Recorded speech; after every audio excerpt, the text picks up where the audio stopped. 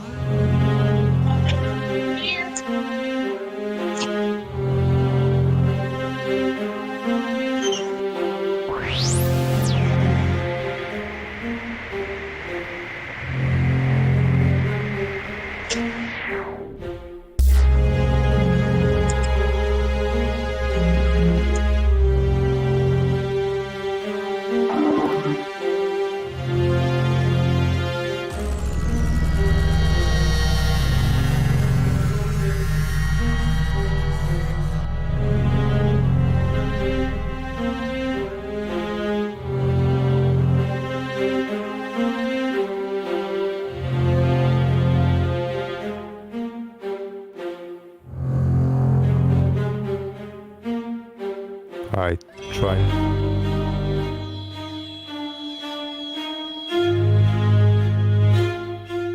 Check 1, 2.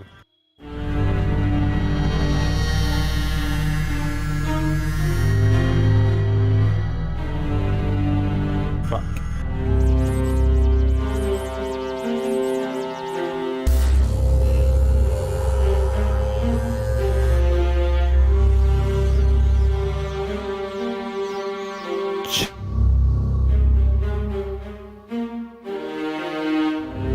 A little bit better now.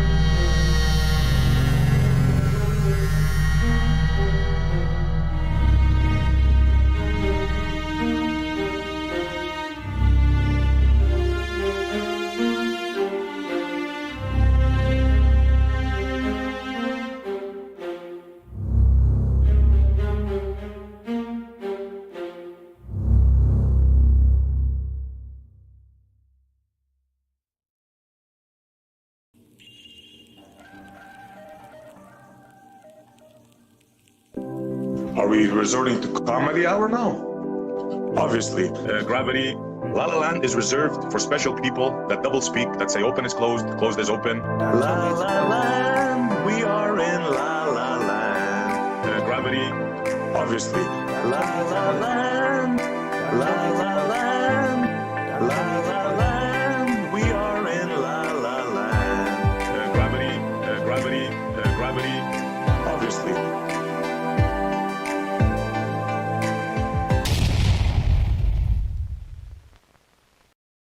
Here on the Daily Boom. in a metal retardation center costing PayPal and Super Chat. will be built is to identify all of the causes of mental retardation and to develop more effective techniques of treatment and rehabilitation.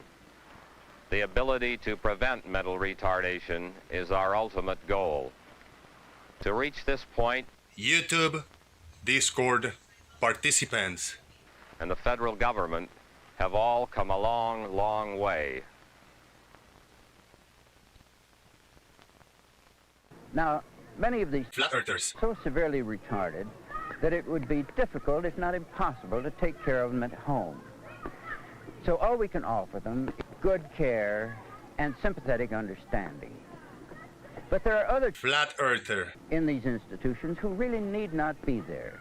Those are the ones that are classed as trainable or educable, and you'll hear more about them later.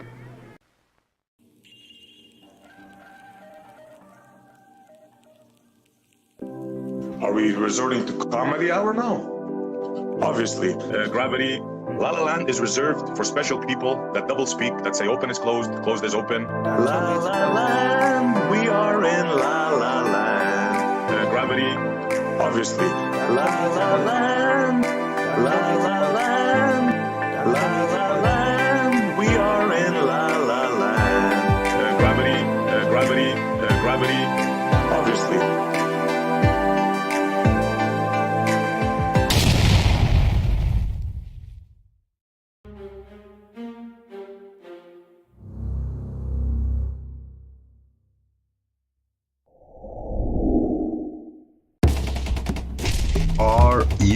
ready.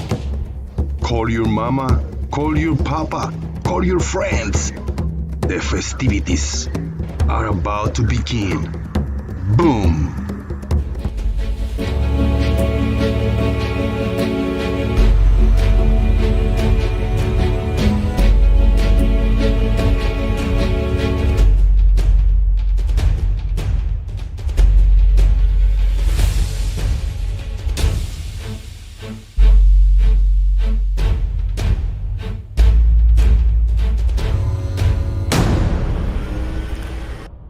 Boom.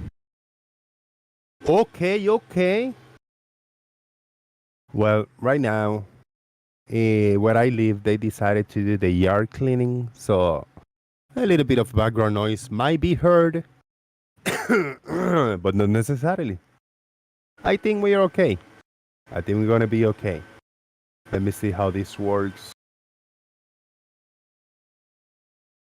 All right, we're in.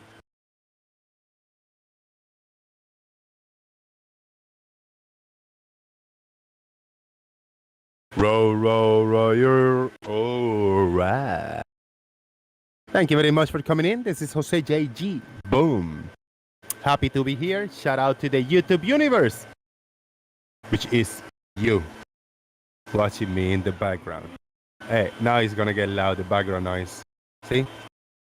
And because of that, I'm gonna open the YouTube live. If you guys wanna join, please click on the link and come over now. Show you.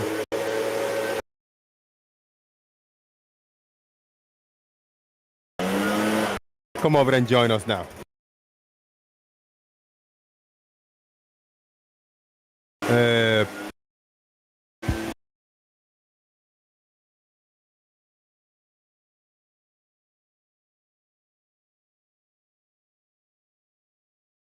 A person joined the Discord server about an hour ago.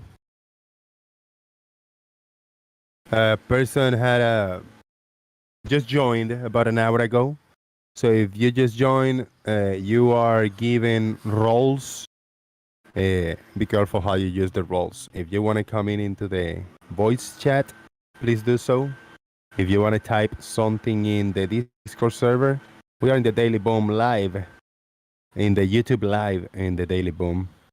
Remember, you read rules, regulations, and guidelines on what to type and what not to type on YouTube and Discord. So if you don't like the rules that Discord and YouTube have telling you to follow, then stay out of Discord, stay out of YouTube. If you don't want to follow the rules, stay out of it, all right? Now, if you want to be a part of Discord server, if you want to be hanging out on YouTube, please, all you got to do is follow the guidelines and the rules of YouTube and Discord. And then we good. Please hit that like on this video and give me money. We are open on PayPal and Super Chat. I'm still $40 short on the electric bill. Maybe and hopefully we can do that today. So please support however you can. Also share the show and join us over here on Discord. Let's get a mic check from Larry, Bro PS, and Farmer's Boy. Hello. Hello.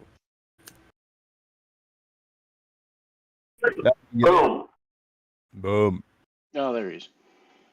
Very good. I forgot one detail to say hello to RT96, Citizen 9, Farmer's Boy, Charlie Welch, Fred Bailey, Martin, Jim's Mind, Justin Franks, Hapax Legos. Thank you very much for coming in and joining us on the YouTube live. Copy the link and throw it in the Discord surrounding the other Flutter servers and stuff. Bacon is here too. What's up, Bacon? Hey, what's up? Is the show just starting? Just starting, man. Perfect timing for you to come in. Yeah. Nice. We don't talk too often. You don't join too often. Sometimes you join and then you just leave. Tell us about you, Bacon. What's your party trick? What are your party tricks?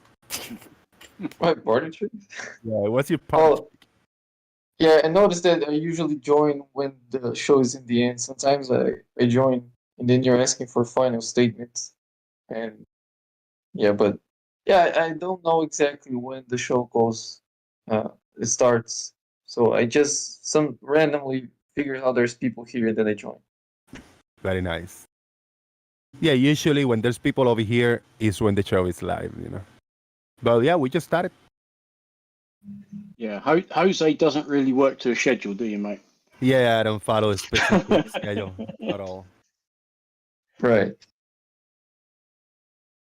Yep. It Is didn't that happen. I had a job lined up for this week. I didn't get any call last night. I didn't get any schedule. I haven't getting anything today. So I say, all right, the show will go on today.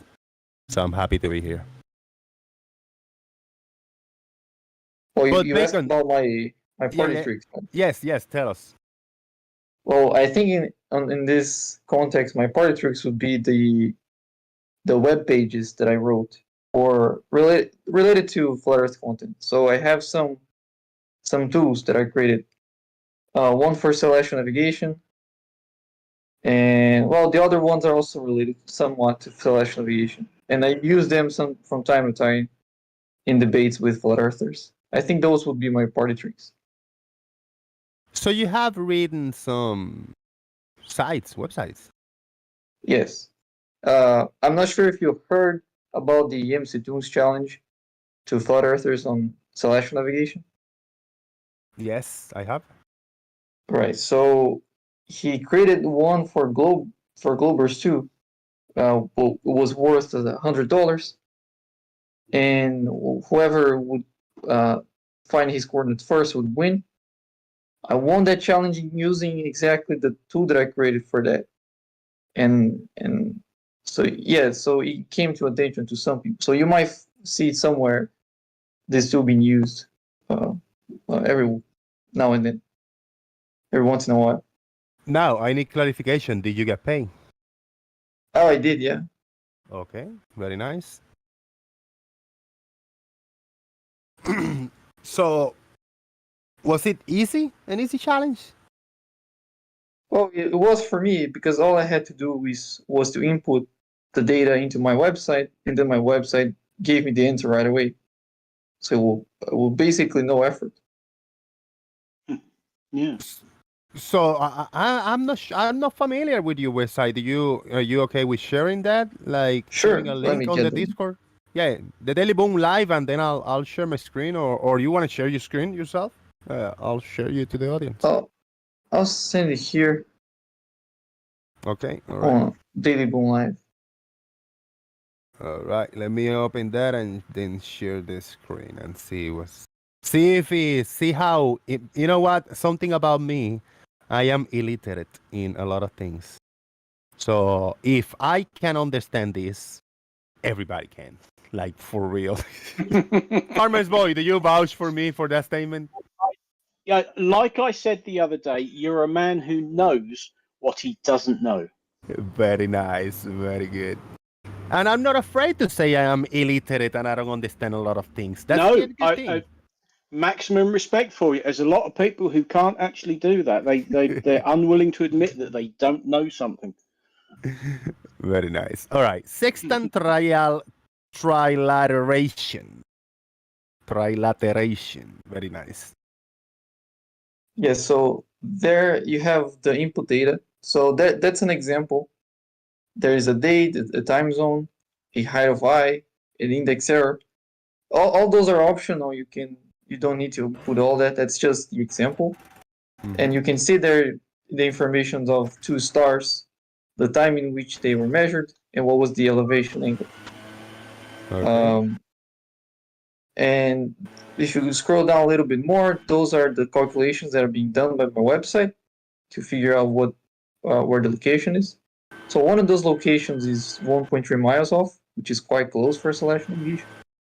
And if you scroll down even more, you're going to see the circles of equal altitude plotted in a map.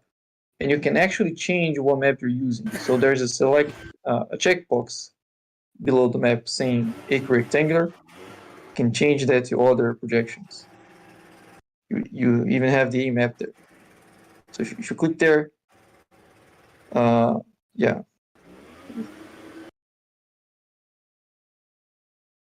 And those lines there are the circles of equal altitude. And you can see none of the projections you choose are going to make them actual circles, because Earth is neither of those projections, right? It is a globe. So if you click on the 3D view, then it would show you how those circles would be displaced on a spherical Earth. And there they are circulars. So if you're in a boat doing celestial navigation, you're pretty sure you're off the coast of South America and not up in North Dakota, right? Well, yeah, but those two readings are the ones from the Tunis Challenge. So it's actually the upper point in North America. Oh, he's up in North Dakota? Okay. Or Minneapolis? Yeah, around there. Okay. Yeah. The other possibility is you're in a boat sitting off the coast of South America. Huh? Yeah, no, I haven't actually sailed. So those are just some random sample. I mean, you can input samples from anywhere there. So the 3D map, they're actually Am I having any? Do you guys? Is there anything breaking up? Is the audio breaking up for anybody, or it might be me? I weren't sure whether it was breaking up or whether you kept muting and unmuting to see how loud that background noise is. It sounds like someone's vacuuming. That's me. That was me. I'm sorry. Yeah, when I open this, I having. Yeah, my signal probably is gonna get fucked up. Yeah. Not good. Yeah, I cannot share too heavy links and stuff. So I'll keep it light. And Go ahead. So this is why you won $100, huh? Because you had it all computed. Yes. So I just had to input the information there, and it just gave me the answer. It took me longer because I was doing it the dumb way. Oh, you tried this challenge too? Yeah, I did. I got it, but it was significantly after you did because I was doing it the dumb way. Right. Oh, how did you do it? Oh, just hand calculated the question. Oh yeah, that takes a while. Yeah, it takes a while. Yeah, I just to make sure no one else would use my website and beat me using my own website, I took it down during the challenge. So no one beat you using your own website. That's smart. Yeah, it would be very frustrating if the person that wins the challenge did it using my website and I did. Your website, yeah. I like the Galt Peters projection. Those circles of equal altitudes are like eggs of something. Mm.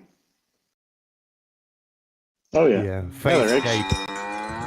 face shapes, long face shape. On the AE map, actually, they're like ovals of equal altitude. Eggs of equal altitude. We got a $10 super chat by Sean Smith. The only map that matters is the one that shows the way to Sesame Street. Like and subscribe, people. The future of the arguments depend on it. Shout out to Sean Smith. Thank you for the $10. One of the original Sesame Street guys just passed away. I heard that. Right. Yeah, he was one of the humans. Could be Neighbor Bob, I think was his name. On the street. Mm. Right. Oh, I have another party trick, but it might be heavy. So if you prefer, I can stream myself and then present it. If you can do that, I'll appreciate that. I'll do that. Just give me 1 second. Bob, who is Bob? The Sesame Street guy? Let me find it. R.I.P. Bob, says Citizen 9. Which Bob? Yeah, the Sesame Street guy. Okay. All right, let me see if we can share bacon to the audience over here. And yeah, you're up. Good. Okay. 1 second. Yeah, so this tool here was meant just for me to check whether or not all the projections were compatible to each other. Or I already suspected that they were, but I heard claims that the projections don't match each other. So here I coded algorithm of many of them. So you have the azimuth equidistant projections, the equirectangular, Euclidean and Mercator, just like the other website. So I did, in this website, I coded both the formula to project from a sphere to an image, a flat plane, and also from a flat plane to back to a sphere. So I had both calculations. So using that, I can use one projection to generate another projection. So for example, this image here is a image of an azimuthal equidistant map, the A map, and I can turn that into, let's say, Gale-Peters projection. So this projection here, this image here, doesn't exist. It's using the same image as you were seeing right now, but the pixels are like reoriented in the screen to create a Gale-Peters image. So for example, if you go here to the north, you can see that the pixels get stretched because all this information is coming from that A map in the beginning.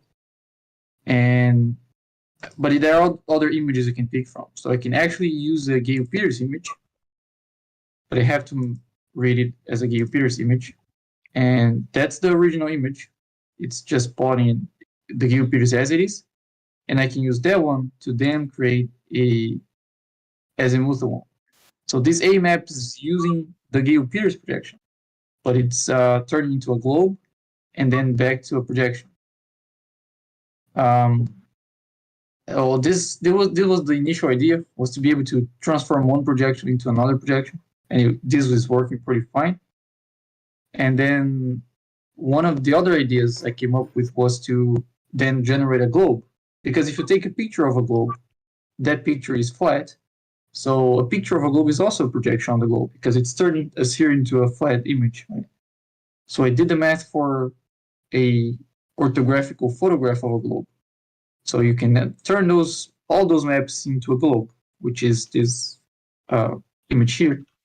And you can see half of the globe, of course, because the other half is behind it. And the last thing I added is that if you hold Control and click and drag, I roll the Earth so the whole projection rolls with it. So you can rotate the globe around.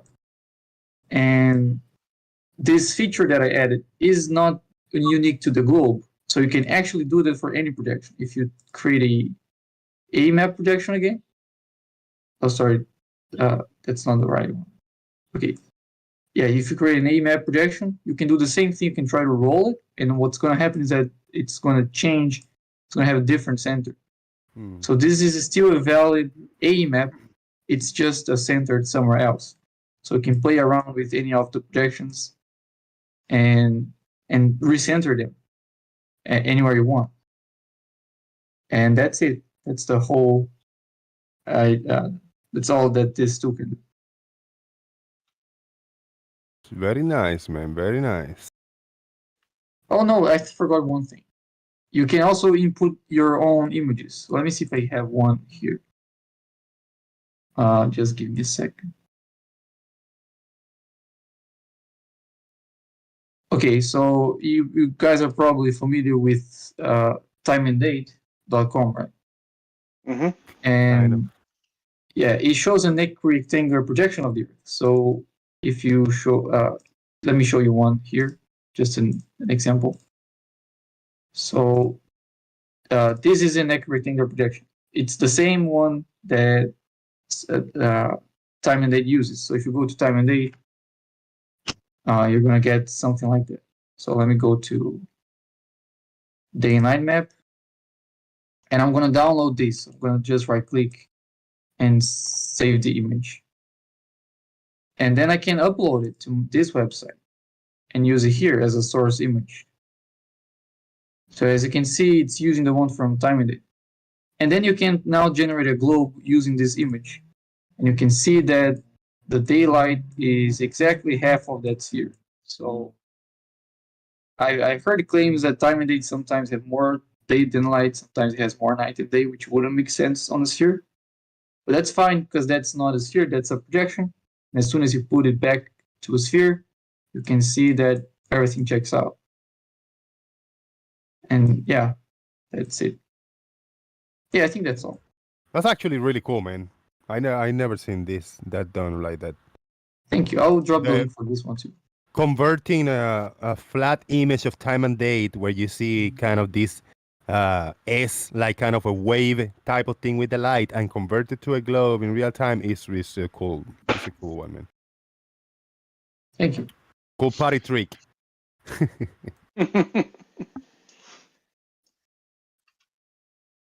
Thoughts, guys. So why we got RT96 submitted something. Painas should have submitted something previous to that, but you got the prize at the end of the day.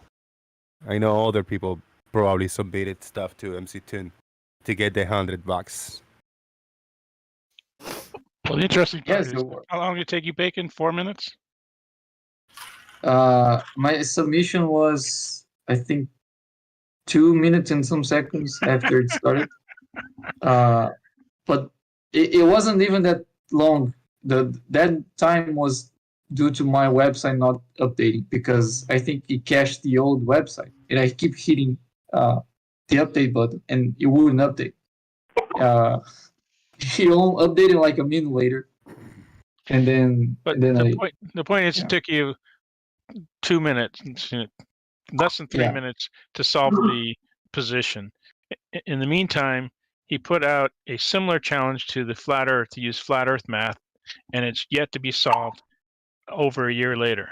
And it took you 2 minutes. That tells you that celestial navigation doesn't work on a flat Earth. Otherwise, these guys would have done it and claimed $10,000, because people like Bev would really like $10,000. Yeah. And question, did you write all the code or did you use libraries? No, I wrote my own libraries. I didn't use Haversign. So even formulas, I didn't get them from the internet. So the way I got distance from, like the way I did first time was like the website doesn't work the same way it worked the first time I created it. So when I created the first version of it, it would look up what coordinates would match those readings by literally searching it. So it would try thousands of different points spread around the Earth, and then it would check which one of those are closest. And then we would try other thousands around that one. And it would narrowing down the area of search until we got a very precise fix. And so I didn't know Haversign, didn't actually have heard of Haversign when I did that website. So I did everything using Euclidean geometry. I would convert the latitude and longitude into something like the ECEF coordinate system. Not exactly, because I wasn't using the ellipsoidal model. I was just doing everything like spherical. But that still worked like pretty decently. And yeah, I learned more about like the actual math later when the website was already working.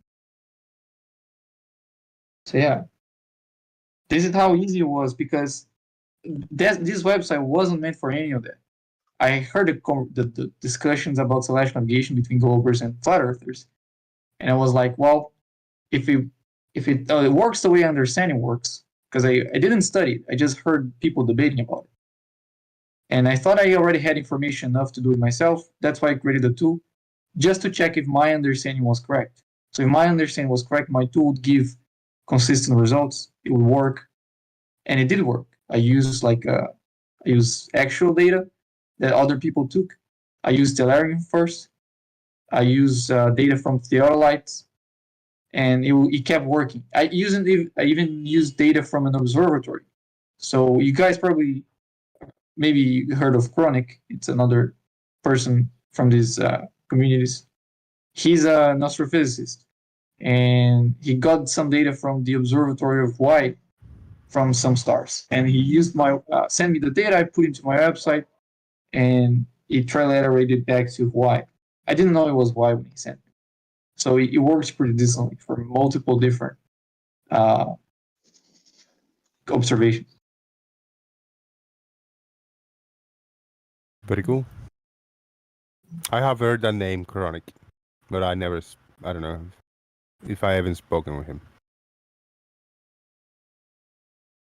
So where do you Bacon? Where do you usually hang out around? I have heard you around. I don't know where.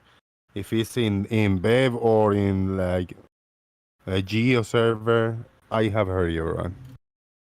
Right. Yeah, I left Bev server a long time ago.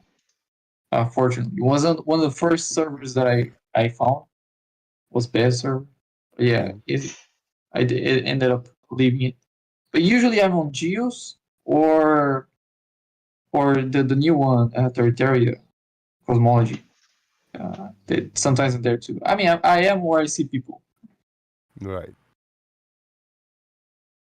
That's good. and where I see people that can have a decent conversation because it's not worth going where you can talk to people. Yeah. So you go where there's a chance for you to talk to be heard. Correct. Yes. Good. Okay. So it's not like you're gonna go volunteer to the Nathan show, for example, or Arwin, or I don't know, Globebusters. Exactly. Yeah. Last time I was in Nathan, I just joined, didn't say anything, and then they started asking me questions directly to me about Celestial Negation, and I just wouldn't be able to answer them You as soon as tried. I started. Yes, Yeah, I yeah, did yeah. try. I was as polite as I could be. Every time they interrupted me, I just allowed them to interrupt me and wait patiently so I could respond. But that didn't work. Every time I would try to respond, I'd get cut in half. To like try to humiliate me or something. Yeah, yeah. Anyway, All right, I guess they wanna, just overtalk you and get you to suck their balls or something, you know? yeah, I feel like they were just waiting for any Glober to join so they could bully. I think that's what they do. They bully people for their crowd. I That's what it think sounds like. Tinkerfield disagrees. Tinkerfield is a Nathan guy, right, Tinker? They put him in the spot because he doesn't speak, so he's got to take it. Whatever I say, he's got to take it. Damn. You want to defend yourself, Tinkerfield? I heard that you were a Nathan guy.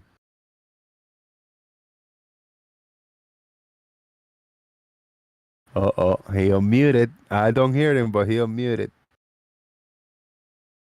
So he's trying to say something. Check on the settings on the audio, on the microphone you're using or something. Look, once for yes, twice for no. Yeah. Is there anybody out there? No. Oh, man. 38 of you watching. Did we get anything on PayPal? Are we gonna do this $40 today so we can move on normally? I don't want to be in the dark, man. It's gonna probably start getting cold over here. I haven't getting cold but this time of the year usually start getting cold. Anybody witness a shift in weather in where you live? Oh, we're getting it. I think down here we're getting it next week. Oh no, right, we're actually getting it at the end of this week. At the moment, it's about 6 degrees during the day. Come the end of the week, it's going to be 1 or 2 degrees. It's there is a cold front coming in to hit the UK over the next few days. They're getting snow up north already. It's Okay. winter's definitely here. You live in Florida. It's not going to get cold there. Yeah, I but mean, it's relative, isn't it? relative to a normal, throughout the year, we between 70 degrees to 100 degrees. So that's kind of a 30 degrees. But then when you go below 70 degrees, which is nice and fresh and chilly, then you go down to 50 degrees, 40, even 30 degrees. That's cold relative to the rest of the year. But we haven't get down to. I mean, there was a week a few months ago, a month and a half or 2 months ago. There was a week that was kind of chilly in the mid 50s and 60s. Oh, so cold. Yeah, I cold, mean, man. had to break out the sweater, man. Hey, after a week, do you know that was over here like a month? That was over 100 degrees Fahrenheit, like a whole few weeks. And then a week after that, it was in the mid 60s. I mean, that's cold. I mean, it got a lot of people sick. So yeah, it's relative. So is Earth spinning at 1,000 miles per hour? Paying as a shield? It's Uh, relative, right? Relative to what, right? You're Earth gonna ask doesn't me? spin in miles per hour. But the Earth spins at 1,000 miles per hour. If I Google that, what the speed of the Earth spin is gonna tell me that it spins at 1,000 miles per hour. Hey, Speed. look at your engine. It doesn't have revolutions. Speed. It doesn't say in miles per hour. It says Earth. revolutions per minute. But to be fair, in Google, they would Yes. say 1,000 miles an hour Thank and, you. comma, at the equator. So it's at and, comma. Speed, Yes. the Earth spins roughly 1,000 miles per hour. So it does. But now, is that relative to what? Paying as a shield, right? Everything is relative? The Earth doesn't spin in miles Would- per hour. Well, then Well- you're smarter than Google. Well, no. Did Google also say at the equator? Did you only read Rough- part of it? Yeah. But there's a spin, there's a velocity of miles per hour, and the thing is that Scientific American is not smarter than Paying as a shield. Paying as a shield is a lot smarter than Scientific American, I guess. You know. Well, you can use miles per hour or some linear velocity as long as it is specified where.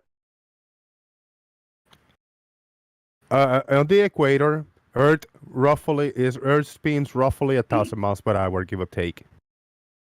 At the equator. Thank you. Yes, at the equator. Thank you very much. Paying as a shield say no. Earth doesn't spin at 1,000 miles per hour. The He Earth, say Earth doesn't spin at miles per hour. you don't Well, spin and absent miles per hour. absent the qualifier of the equator, Is Even it then, show that's you? not a measurement of spin. That is a measurement of tangential velocity. yeah, it's a little bit like you got to read more than a paragraph. Sorry. Is it show you? Space.com. Sorry, go ahead, Bacon. No, I'm just asking if this is Showbill. I think I met him on Gems. I'm not understanding the show view. Showbill. You, Bill. This Larry. Yeah, it's Oh, him. Larry. Larry. Bobs. Yes. That's what he calls himself in some servers. Bacon. At the Oh. equator, does Earth spin roughly 1,000 miles per hour? I'm not saying 1 revolution per day. I'm not talking about revolutions. I'm talking about miles per hour. Yes or no? Directly. Yeah. The tangent. The tangential speed is around 1,000 miles an hour. Miles per hour. Paying as a shield. Larry and Bacon agrees that the Earth spins at They're miles saying per the hour. same thing that they see. The problem is that revolution. You don't measure. It's like saying how fast today are you going down the road, and you go, I'm going 10 apples per fortnight. Okay, but in a car, if I say how fast are you going, I'm going at 50 miles per hour. They Right. say like, so what is that? I say, all right, so it's half an hour till I get there. Okay, all right, but I want to talk about miles per hour. I don't want to talk about the time that it's going to take me to get there. Well, see, if you're going to measure, like, if you look at your tachometer, it's not measured in how fast your engine's turning over. It's measured in revolutions per minute. If you have the old-fashioned record player, they're set at 33. 33 revolutions per minute, not whatever the tangential velocity of the absolutely. record was. Yeah, absolutely. My power drill does not quote miles per hour. Yeah, got it. But Earth spins at 1,000 miles per hour at the equator, give or take. Well, and unfortunately, that's where you got to take a little context and say the speed at the equator due to rotation is 1,000 miles an hour. Okay, so they wrote it for some public consumption. It's not in a white paper. So it moves at 460 meters per second or 1,000 miles per hour. The equator. Wait, to what observer it's spinning 1,000 miles per hour? It's relative, right? Is it relative, Chaik? Relative to what? Amen. Thank you. Hey, I want to bring it back because I say it was cold. I say it was cold. Remember the relativity. I say it was cold relative to the rest of the year, which is 100 degrees, 90 and 100 degrees. So when it's 70 and 60 degrees, it is cold. So that's what I'm talking about. That everything is relative. Paint as a shield, you prove yourself wrong. Now you're talking about it's not miles per hour because it's the relativity is in there. No, it's just the wrong units. It's the wrong measurement. No, that's not true. Back in the day, you'd ask someone how far is the next city? He'll tell you 2 days walk. Is that distance measurement 2 days walk? No, but how far is Time, in right? miles or nautical miles or miles They or didn't measure it kilometers? like that. They didn't care. All they care is they take 2 days to get there. You guys Yeah. are building so many strawmans, so many like non sequiturs, so much Yeah. bullshit that you guys are putting in there trying to win a case that is unwinnable. I lived near in New York City, and whenever someone asked how far something was, you always answered in the time it took you to get there. Right. How much bullshit that you guys are talking here, Distance was man? not important. This is so just showing how what the approach of the Globers never being genuine and direct with their answers, just like flat earthers, or maybe worst. I think days walking is as valid of a distance as light years.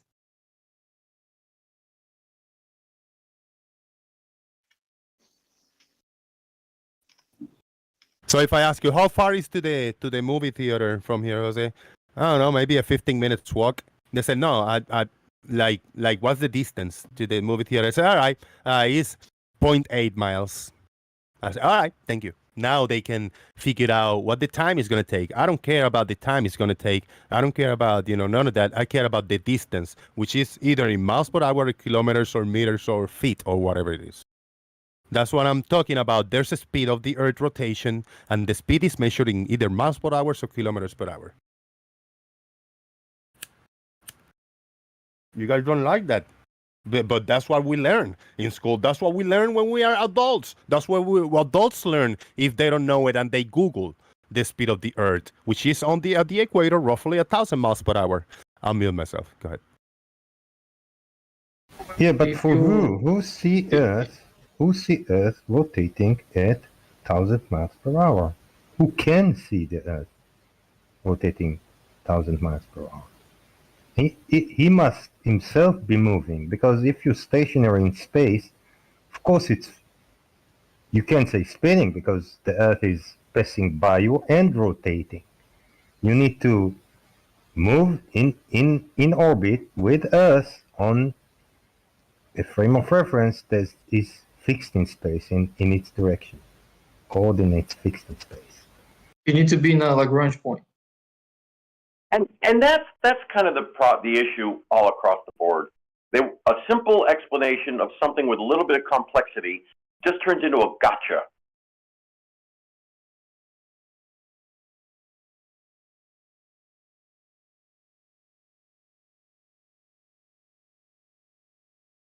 I don't know. My washing machine has spin. I can set spins to 800 RPM or 1200 RPM, 400 RPM. Hold on, I got big. I don't set it in feet per minute or whatever. I got big money by Walter Bislin super chat. Chat to Walter Bislin. He said like, no, I cannot take this anymore, and I'm gonna give Jose a 48 CHF's super chat, which is a lot of money. Thank you, Walter Bislin. And I quote: every speed has to be with respect of something. Tangential velocity of 1,000 kilometers per hour is WRT Earth Center. WRT is with relation to Earth Center. It is about 100,000 plus or minus 1,000 kilometers with. I got it. I need help. Somebody reading this. These letters and shortcuts are killing me. What's up, mate? Are you struggling? Yes, I'm struggling big time. Do you want to help me out? Yes. Right. Let's have a look at this then. Every speed has to be with respect to something. Tangential velocity of 1,000 kilometers an hour is with respect to Earth center. It is about 100,000 plus or minus 1,000 kilometers an hour with respect to the sun. See, speed is irrelevant because there is no absolute speed, but rotation is absolute. So he's saying that when you're saying, you quote a speed of 1,000 miles an hour, that's that's in relation to it's turning. If you're on the equator, you're going 1,000 miles an hour with respect to the center of the Earth. But you can safely say that anywhere on the surface at all, be it the North Pole, the South Pole, the equator, or any point in between, you are rotating at 15 degrees per hour. And that's what he means when he says rotation is absolute. But actual, the speed at which you're moving on the planet's surface depends exactly where you are. Because you're going the fastest at the equator, and obviously if you stood at the North Pole, how fast are you rotating? How fast are you going? You're not. But Right. you're still doing 15 degrees an hour. It doesn't matter where you stand on the Earth's surface, you are rotating at 15 degrees an hour, because we don't measure rotation in linear speed. We measure it in revolutions per minute, degrees per hour, whatever. You don't measure rotation in miles per hour. But this is something which is a personal testimony.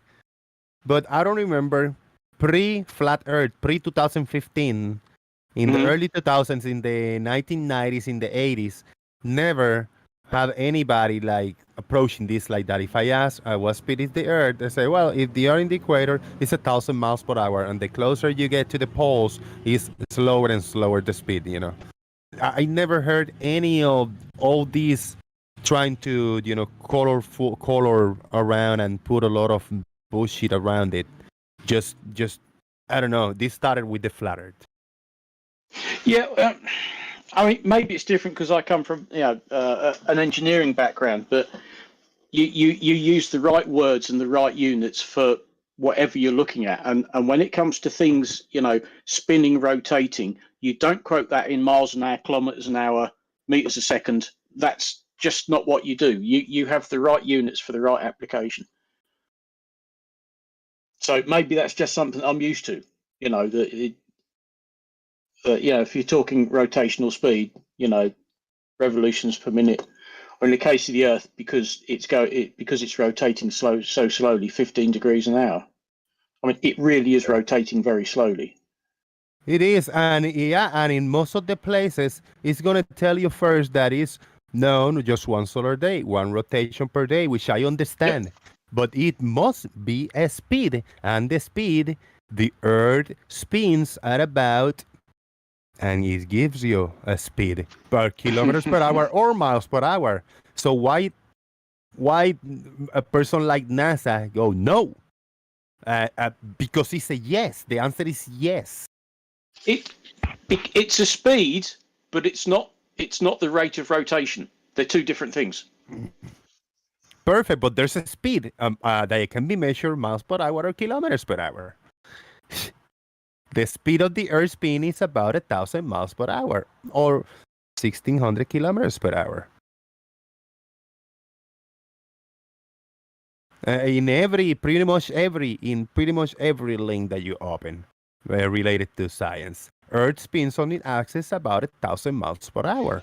Why I keep hearing a no from Painas Achille and others? Because your units are wrong. Like I said, it's like how fast are you going? I'm going, 10 apples per fortnight. That makes no sense. To say that you're rotating at a velocity or a speed just doesn't make sense. That's your tangential velocity, but it's not the speed of rotation.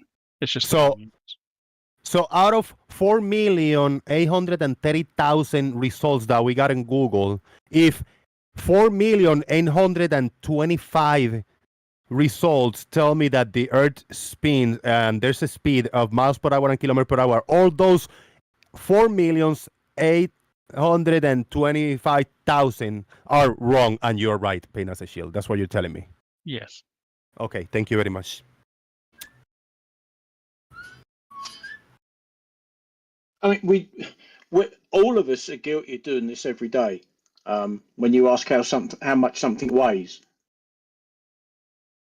you never actually use the right units for weight. You use the units for mass, but they've just become completely interchangeable in everyday language.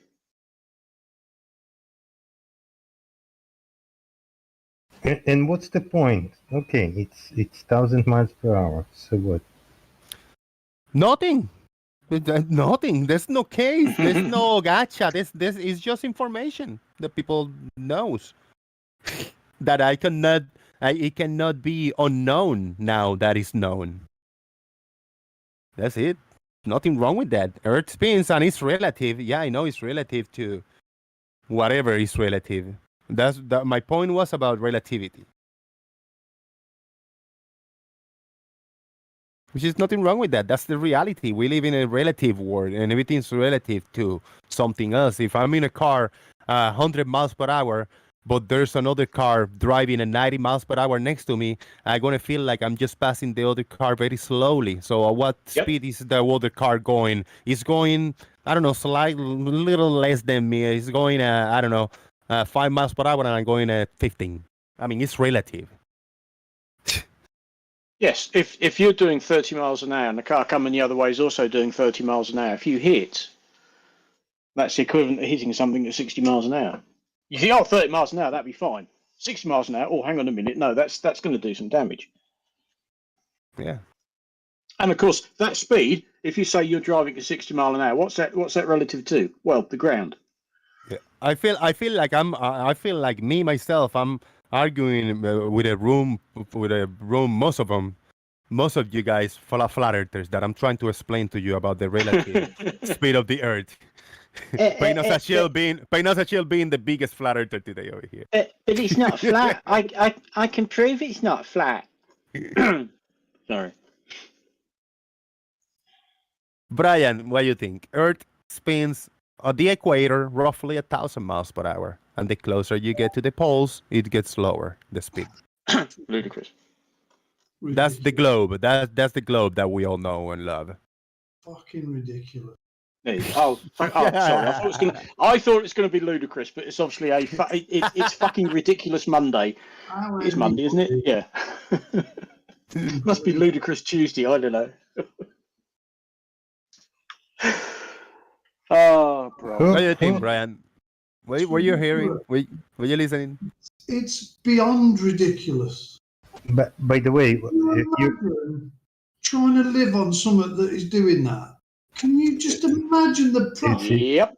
It's easy. We're on it. The Wall Street. Could you imagine trying to live on something that's fucking doing that? Could you imagine living on something that's moving half the speed of the hour hand on your watch? How the hell they have fucking convinced us of that? I am beyond belief. Yeah, Brian. Make your watch hand 4,000 miles long and then go and sit on the end of it. Get on that roundabout. And it's going half as fast as that. Get on that roundabout and have them spin you around once every 24 hours. Yeah. What speed it's doing then? Your hour hand would be doing over 2,000 miles an hour. Get on the roundabout, if it Brian. was 4,000 miles long. Get on the roundabout. Have them spin you around once every It 24 is hours. fucking ridiculous and let me know. What they've That'll really snap your head back. One at a time, guys. One at a time. Brian, you say this is a speed we can't imagine. We never had Concords, right? Fucking ridiculous. Man. Can you imagine people flying on a Concorde in a speed higher than speed of sound? That's ridiculous.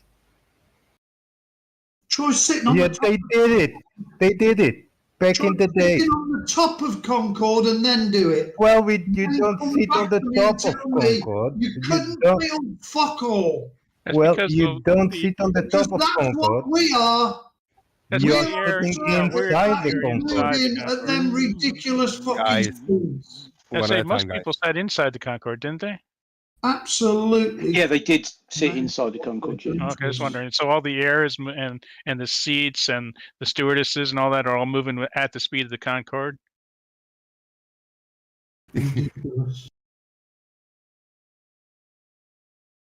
Oh man! But Jose, yeah, they are, but they're shielded from the atmosphere. No shit! Come on now, you're being ridiculous. It's Brian who started it. Hey, but the air is moving with us, just like the Earth. You know, the air is moving with us when we're in the Concorde. Well, I'm standing outside right now. I'm not shielded from the atmosphere, and I don't feel it blowing me away. Even though we're rotating at 1,000 miles per hour at the equator, Exactly. Thank you. Moving. Welcome to the globe. The Earth Gary and the Webanga. atmosphere are moving at the same time. No, they're fucking Same not. speed. Yes, they fucking No, are. they are fucking not. Yes, and they that fucking means the are. higher you go, the atmosphere would have to speed up because it's going round a greater radius. It's fucking lunacy. Oh, so much greater. I mean, what's so 5 much miles greater. compared to 3959? Fucking lunacy. See, here's the problem. They assume that the Earth starts at 0 and the atmosphere goes up from there. Whereas really the Earth... Are you the surface of saying, the Earth- farmers, a greater radius doesn't need to go faster to keep up with What's the same the fucking lower radius? What's the You difference? know what the between difference actually 39 is? What's the percentage difference between It doesn't 3959? matter. It doesn't matter if it's a thousandth Yes, of a it mile an hour. does. It has to go faster. Now, How how is much it faster? doing that? How much faster? How? What force is being applied to speed that upper atmosphere up to keep up How with much the faster, Earth though? below? The difference It's between fucking 3959 and 3964 is infinitesimally Absolutely small. ridiculous. How That's they have 5 mile convinced you? difference You're a between- clever fucking man. How have they convinced you of this shit? God, Brian, I can't the understand force, anything. the force is called friction. Let the force be with you, Charlie. Friction. Have you ever heard of friction? Yes. So friction is going to make something go quicker than what it's doing, is it? You fucking idiot! But of course. Easy. You complete and utter fucking moron! Easy. But it does. This is what we're up against. It's good. And they claim that flat earthers believe silly stuff. Yeah, flat earthers believe bullshit. You have no evidence, Those Gary. are so dumb. The stuff you have to believe is ridiculous. Gary, you can prove it The yourself. Earth is rotating Yes. with the atmosphere because of friction. It grabs on like Velcro and pulls it with you. Very good. The friction is All of causing those. the air above it to go You faster. can try it at home. Push Or like Bob, the science guy, when he's flying, he assumes the rotation of the Earth every time for the very spot he happens to be over at the second. He assumes that rotation. It's so stupid. Yes, that's You called. need it. Hold on, that's you needed to say that. You needed to say his name, right? It like arouses you, Gary. Yes, I love Bob, the science guy. He's my favorite. Thank So you. I got to mention his name. Maybe he'll get more views. Exciting, yeah. Exciting for you. It's called. Yeah, this is Bob, the science guy, who says you got to steer your car to adjust for Coriolis. He'll never be let off that one. Sorry. Every time you say his name, you just get a little bit of more aroused, right? And you do, Gary, but it's Yeah, is that your little psychological bullshit to keep people from mentioning his name? It doesn't work with me. I'm sorry, Jose. I'm sorry, Jose. It doesn't work with me. All right, you keep mentioning it. I know you get excited for it. I will say As long as even you're more, happy. because that's what you want me not to say it, and so I'll say it even more. It's good. It's good. That's As the long as science you guy get is a complete excited, moron. I'm happy with it. See, Gary Whitebanger's got We the don't have to attitude of a debunk 2-year-old. your I'm model. happy. Jose, we don't have to debunk your model. Your model. Three people talking at the same time, Brian. I'm sorry, I couldn't hear you. And then you guys Gary, don't like big you, numbers Brian. like 1,000 Gary, miles an hour. Pinas a chile interrupted, Gary. Gary, don't put the knife. Don't put the knife. Yeah, I want to hear you, Brian. But they Don't don't put let the you. knife in the socket, Gary. Don't touch the hot fucking stove. Don't play in the traffic. Debunk your model. Your model debunks itself easily. We just have to point out the fucking ridiculousness of it. No, you just You've have to got have your head up your ass. allegedly the Earth is spinning at such a fucking rate. It And humps water up 14 fucking miles higher No, than the this is- equator. Now, Very good speed. if the Earth was spinning like they say it is, I'm inclined to agree with that. I think it might even do that. But anything else on the surface of Earth would have the same fucking problem. It would all be affected by the centrifugal force, like a pendulum. And it is. I don't know, maybe 80 degrees would be stuck out at fucking 90 degrees. And you can measure this, It's Gary, with ridiculous a scale what your model and is a fucking weight. fed into your Have you got heads. me It ignored? You got me really turned is. down, Gary. Brian, you have me If there turned was down. a Coriolis effect that planes have to adjust for, how the fuck do migrant birds adapt for the fucking Coriolis effect? The same way, Gary. Brian. Brian's got me They muted, I fly think. from the North Pole right down to the south. How do they do it? with their wings. Pretty soon the Globies will say that the birds have little calculators in their heads, and that's how they do it. I'm just waiting for the day. It's ridiculous. They Your have little whole compasses in their model head, apparently. is fucking ridiculous. You say a rocket pushes off itself internally, yet we've got vectored thrusting. How does a vectored thrust work if the rocket's pushing off itself internally? The same way. Again, debunking your own fucking model. It's ridiculous. How you have all stayed in this fucking mind for, I don't know, because you're fairly intelligent people. Thank you, Brian. Thank you.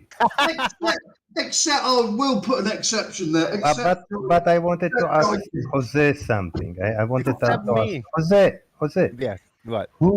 Whoever measured the Earth to be spinning 1,000 miles per hour? We're gonna have to go.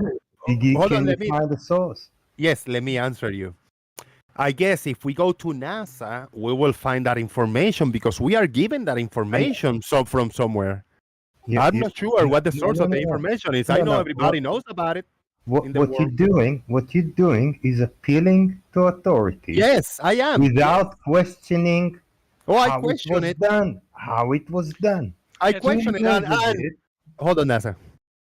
There was a time in 2017, 18, 19 that I was questioning. I say, Earth doesn't move. Earth doesn't have a speed. It's stationary. There's no speed to the Earth. And everybody in the, not the flatter side, everybody was telling me, no, Earth has a speed and it's in the equator at 1,000 miles per hour. So I didn't believe anybody. They say, Google it. Look at this link. Look at this link. And everybody shared and I cross-reference everything. And I say, all right, you know what? I'm with you because that's the official narrative. That's the official story. That's what everybody agrees with. So now I agree that the Earth spins at 1,000 miles per hour. You don't believe that the Earth spins. Do you think the Earth is stationary, Shaik? Welcome to Flat Earth. No, I didn't say I don't believe the Earth spins.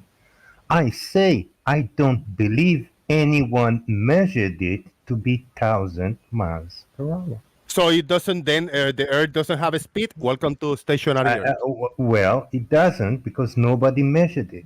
Thank you. Yeah, good. We're going to have to change those 4,630,000 results on Google. Shaik, I'm talking.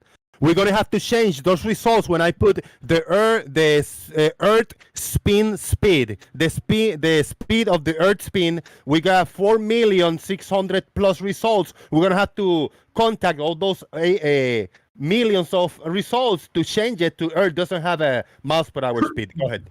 Yes, yeah, well, you have to change it because nobody measured it. Not me. Well, no, not you. I don't care. I happily believe that Earth spins at 1,000 miles per hour on the equator. I happily believe that. I was talking. You're talking over John. Shut up, Brian.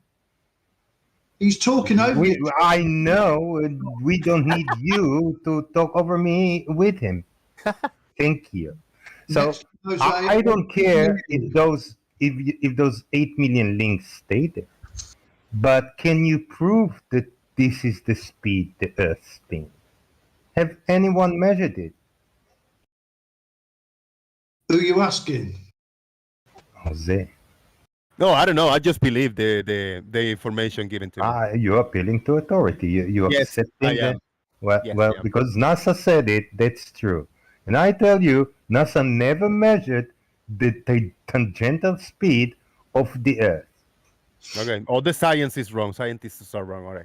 It's calculated speed, Jose. The Earth right. is to be 24,901 miles in circumference. So in 1 day rotation, it has to be doing 1,037 miles. That has to be to fit into their fantasy. No, it don't have to be to fit. We know it's rotating 15 degrees per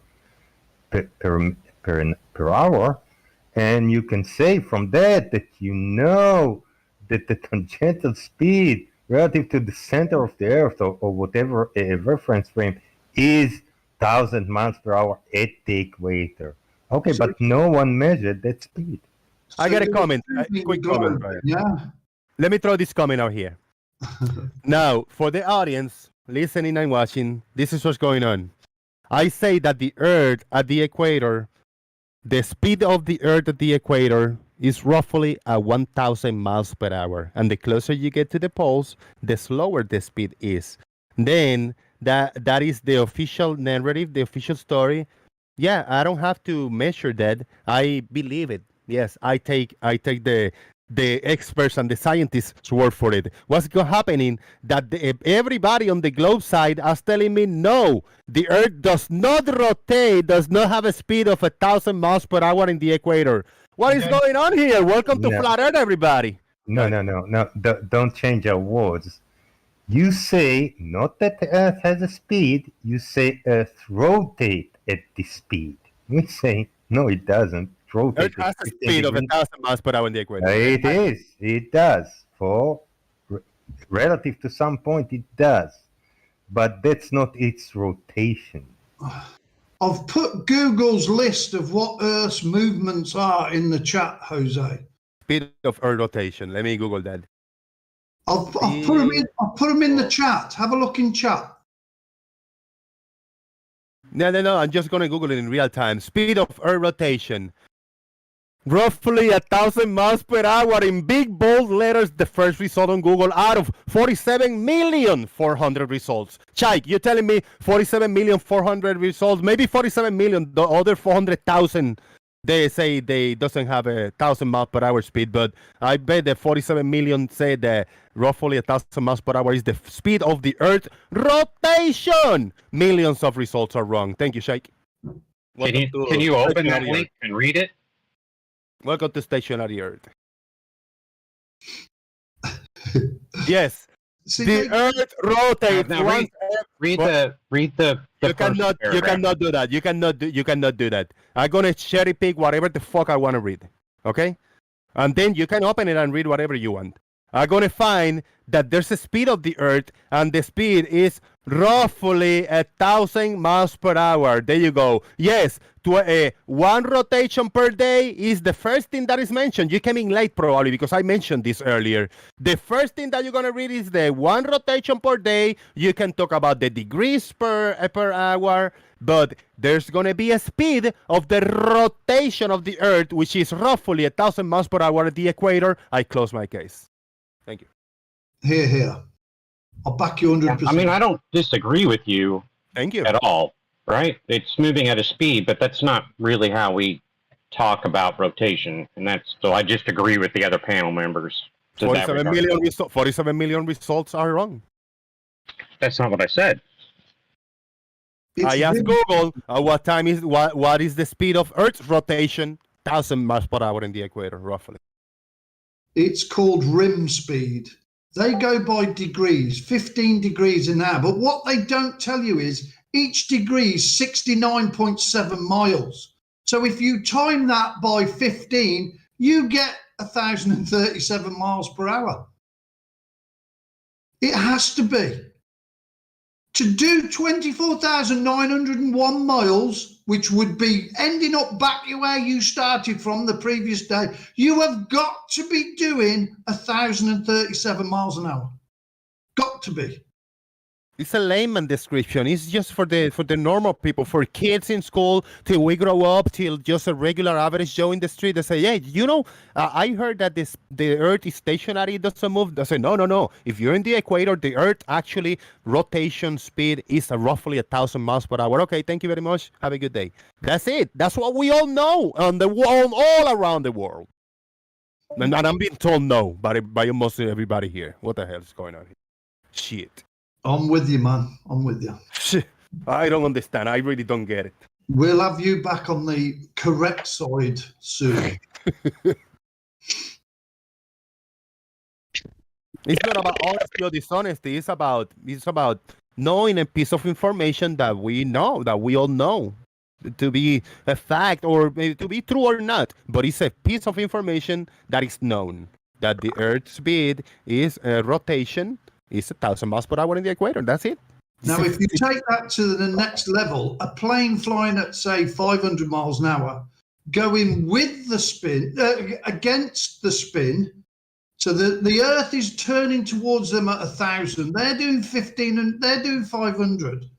they have to be flying backwards to stay at 500 miles an hour to the ground speed. They've got to fly backwards at the same speed they're flying, allegedly flying for. It is so fucking ridiculous. It's MoonDay. His flip-flop is activated, guys. Hold But Gary, on, Brian. hold on, Chike. Gary, try it now. You were gargling a little bit. The microphone was bad. Yeah, I had a window down. It's good. It's good. No, it's like when the average person out there hears that the Earth is rotating at a surface speed of 1,000 miles per hour at the equator, then they right away start to question why they can't feel it and why airplanes don't appear to be veering off. If you're standing on the Earth rotating underneath them, or if you're in the airplane, that the Earth isn't rotating underneath you. It should be obvious. So they ask questions. Of course, in the average Globie, who is in the argument, like NASA, Page Shield, and those kind of guys, will start to say, oh, we only measure it in RPMs. It's very slow, because they don't want it to sound fast, because they know what the consequences are. Imagine what are the consequences? Imagine flying. The consequences are becoming flat earthers when they hear the ridiculous arguments you guys What are the proclaim. consequences, I'll Gary? tell you the consequences, John. No, I wasn't asking you. Thank you, Brian. That's what I said. Once they hear I the couldn't carbon hear you. you I guys couldn't hear spew you. out, they Sorry, change their Gary, minds and Gary. realize that this Earth isn't a spinning ball. Gary, what are the consequences? Were you not listening, Chikey? I just told you No, I twice. couldn't hear you because Brian. I'm not going to repeat it a third time, Chikey. You can go back and listen to the Oh, show. okay, then. I Fuck off. repeated it twice. Everybody heard it. You're the only moron who couldn't hear. You were probably too busy trying to formulate what you wanted to say without paying attention. I'll tell you the consequences, Troy. The consequences are, if you are flying north to south, then you are going sideways twice as fast as you're going forwards. And you find it difficult to believe. Fucking Have you ridiculous. have you ever been on a sailboat, Brian? A sailboat. You can go sideways as much as you go forward. So fucking what? Not twice as fast as you go fucking forward. It's fucking Yes, ridiculous.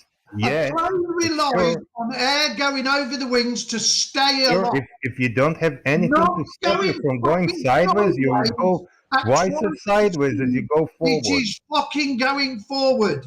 That's why they have this thing below them.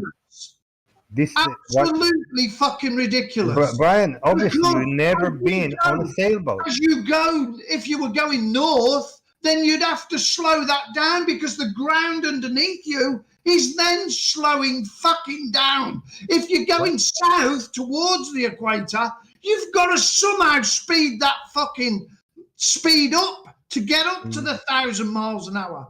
It is lunacy. What they have fucking planted into your brains. Yeah, and of course I'll point that friction is a thing, Brian. Don't talk like an absolute fucking arsehole. No Why plane not? goes Why not? twice as fast sideways as it does fucking forwards. Well, Fucking ridiculous. I can pull up a video. I can pull up a video. Landing with just say 30 mile an hour crosswind. Brian, And you yet make you're a tip. saying it's going You look like a kid, 1,000 Brian. fucking miles an hour Right. sideways Brian, to keep up with the ground. Talk Fucking and let talk, ridiculous. Brian. You gotta let him Brian, talk too, Brian. you look like a kid. I can pull you a video. I can pull. Brian, shut the Hold on, fuck Chike. up. Hold on, Chike. Let me sort it out, Chike. Stupid. Let me sort it out. Guys, I'm trying to have a somehow reasonable to listen to show, but the Brian continuously talking and Chike trying to talk over you is rough. But Brian, you got it. Just allow people to talk even if you disagree, man. Totally agree with you. Chike, do not talk when I'm on one of my rants. Thank you. Yeah, but you gotta stop sometime, man.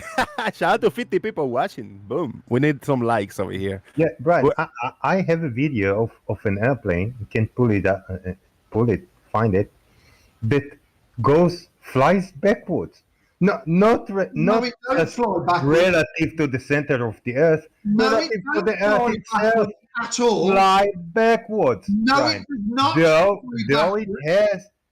fly it flies has a airspeed, it flies Airspeed, backwards yeah. because the wind is faster than its airspeed. It Then flies its ground speed, you fucking backwards. idiot. The airspeed is greater than its ground speed, yes, but it's not flying backwards. Oh, The air how is no, still Brian? passing over the wings Idiot.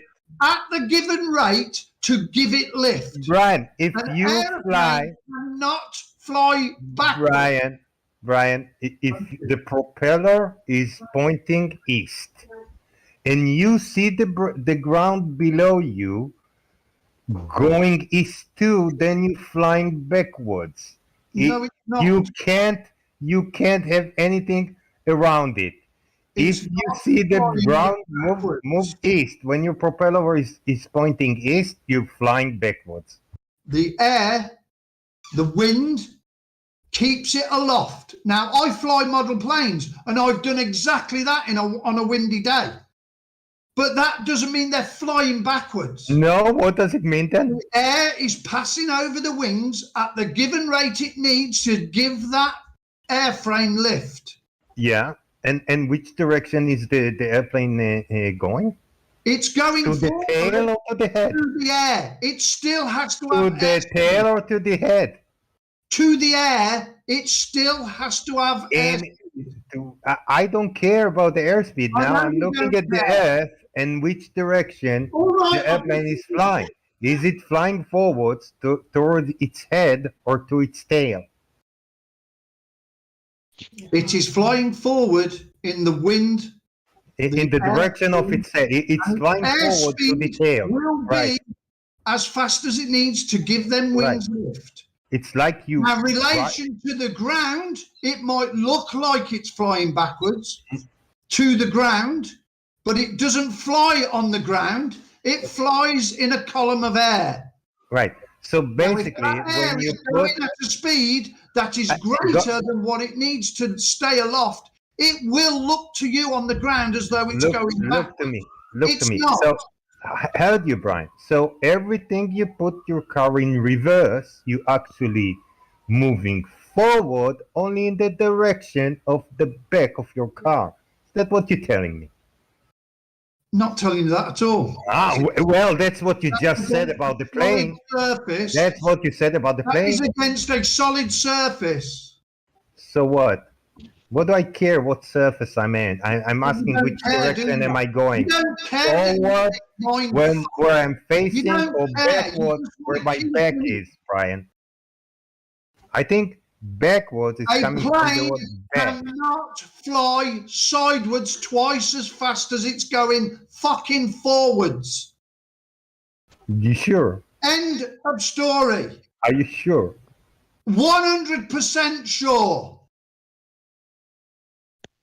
Your model is fucking ridiculous.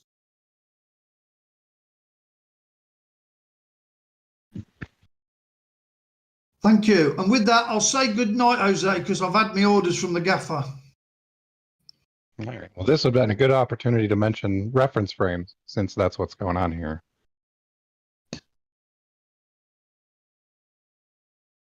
There he was gone. And a big shout out to Sue. Thank you very much, Sue.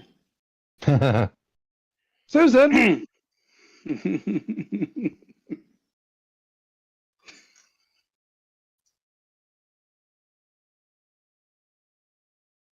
If I had their address, I'd send her some flowers.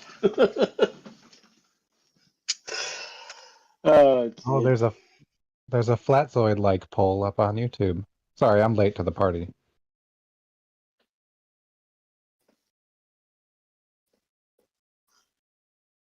Oh dear.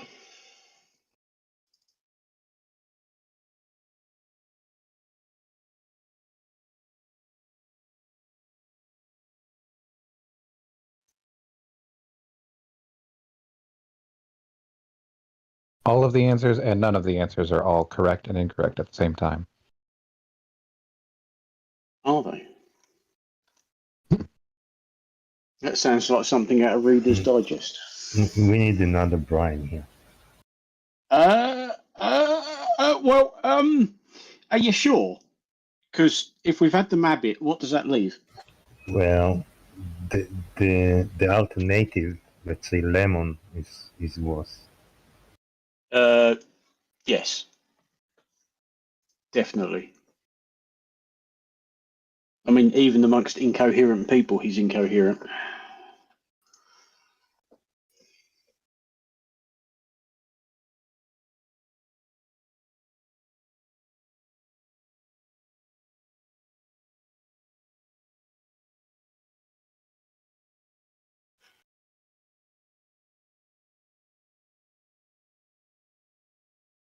No, you're right, Hapax. The Flurfs don't grasp reference frames. They really don't.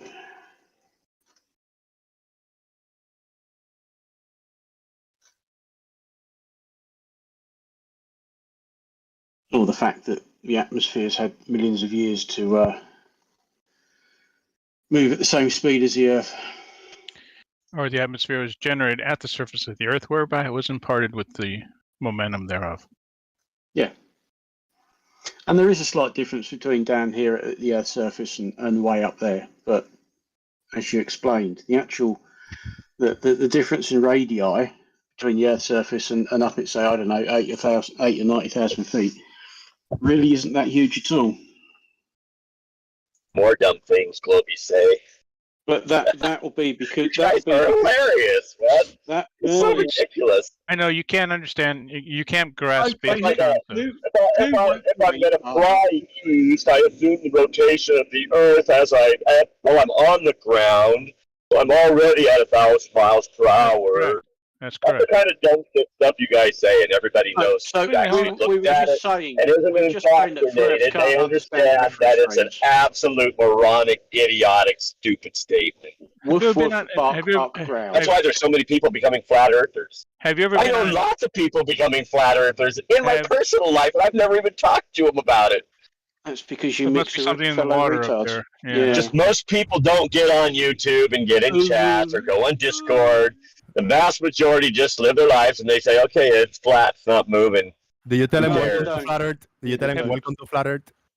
He says more and more people are becoming flat earthers. That's because more and more people are getting. I don't argue about it. They know it's flat. They know it's not moving. Have you been on an airplane? Of course. Gary, you ever been on an airplane? Gary, have you ever been on? I've been on many airplanes.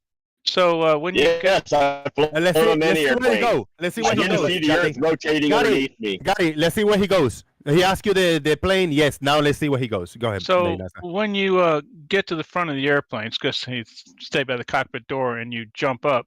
Do you hit the back of the airplane? Everybody went silent. No, I'm here. If you took the roof off, I would. And I wasn't seatbelted in. Nasa is trying to explain something, Gary, and you interrupted him. Go ahead. Why would you take the roof off? Yeah. The analogy is so you would experience the atmosphere. You're guarded. You've got a roof around you. Excuse me. We have some atmosphere with us, so I'm able to breathe in airplanes. Last I checked. Oh my gosh! Are you joking? Yes. This is the stupid stuff you guys say. That's why many people are becoming flat earthers. They listen to this garbage and they start laughing. And you're being laughed at. Well, fine. Laugh at me, fool. Can you breathe on an airplane? Yes or no? Yes. So is there air? So have you ever been in a convertible car when you hold on, Gary? I want to answer the follow-up question. I want to answer his follow-up question, but you didn't hear it because you interrupted, Gary. What's the follow-up question, Nasa? So we have a piece of atmosphere in the airplane with us. You don't have an atmosphere in the airplane with you, yes, in an enclosed space, so it doesn't feel the atmosphere flying by you in the plane, the wind speed or the air speed or whatever, the friction, whatever you want to call it. So in the meantime, though, we have on the outside, if you're on the ground going 1,000 miles per hour at the equator, the air with us is also going 1,000 miles per hour at the equator. That's a cute story. No, it's a true story. It's such bullshit. No, you can you could measure. That's why no pilot can actually show any measurement or adjustment for Coriolis. None. They can pretend it's there, say it's somewhere in the math, but they can't actually show themselves adjusting for it. I've asked many times. Wolfie can't do it. Bob can't do it. In fact, Blue said you can't even measure it. It's so small. Right. It's very small. So if you can't measure it, it's so small. Does it exist? Yes. No. Yes, no. Yes, it does. No. Yes, it does. Because if you didn't account for it, you would miss. your point. That's how come. See, the thing about it is when you correct small bits over a 12-hour period, that's a whole lot different than, say, firing an artillery shell. We have to put all the corrections in at the beginning. Can you point to any of those small bits and say, I just turned this bit for Coriolis?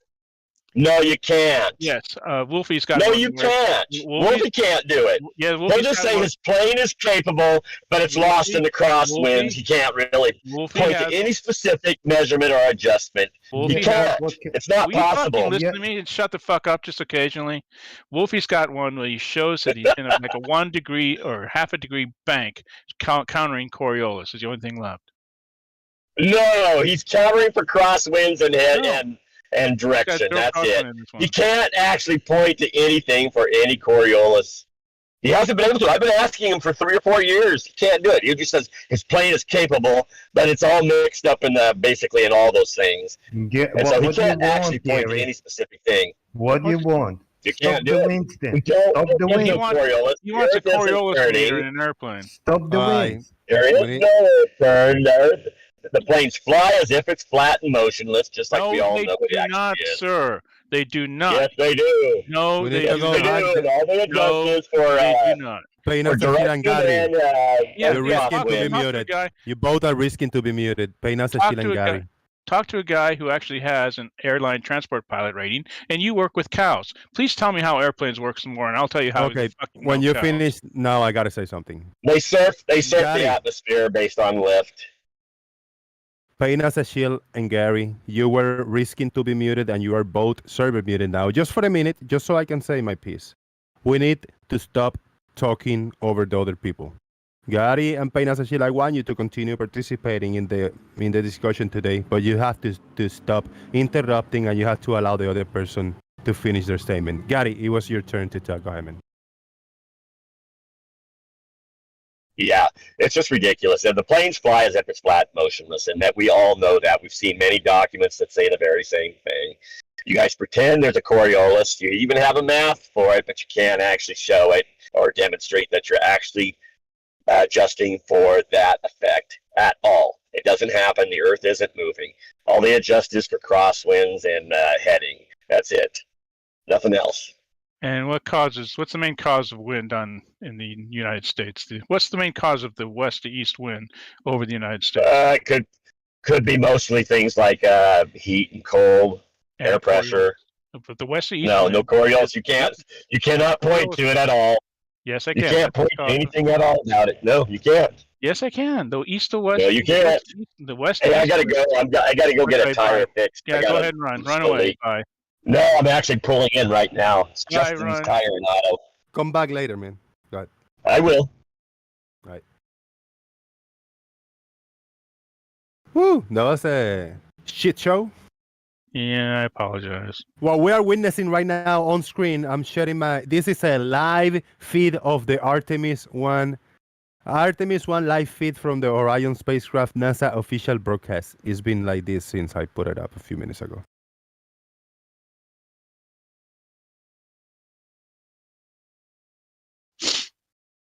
Who shared that? Shame on you, sharing non-live streams. I'm gonna throw you under the bus. Wilton, what the hell? Sharing broken links. Said it's a live feed. There's nothing there. And it's playing. It's not on pause. It's playing right now live. No sound either. Woo! That was fun. Hey, to everybody, I haven't checked. To everybody listening, I had a lot of support yesterday on PayPal, big time. But I'm $40 short. If anybody can give $5 or $10, we might be able to make those $40 today to complete the electric bill. Please help a poor brother out. The poor brother is Jose. PayPal link is pinned in the YouTube chat box and in the description box. Maybe we'll make it. Shout out to Walter Beasley, man. That was the amount we needed, but it was on Super Chat, which it doesn't count as for this one, you know. Go back 15 to 20 minutes, they tell me. Woo! What happened? What happened while I was away for a few minutes? Anybody gonna recap for me? Dan the Waterman, you want to recap what happened in the past 5 minutes that I was away? It was just a little stormy, you know. They were trying to actually communicate. To tell you the truth, they were.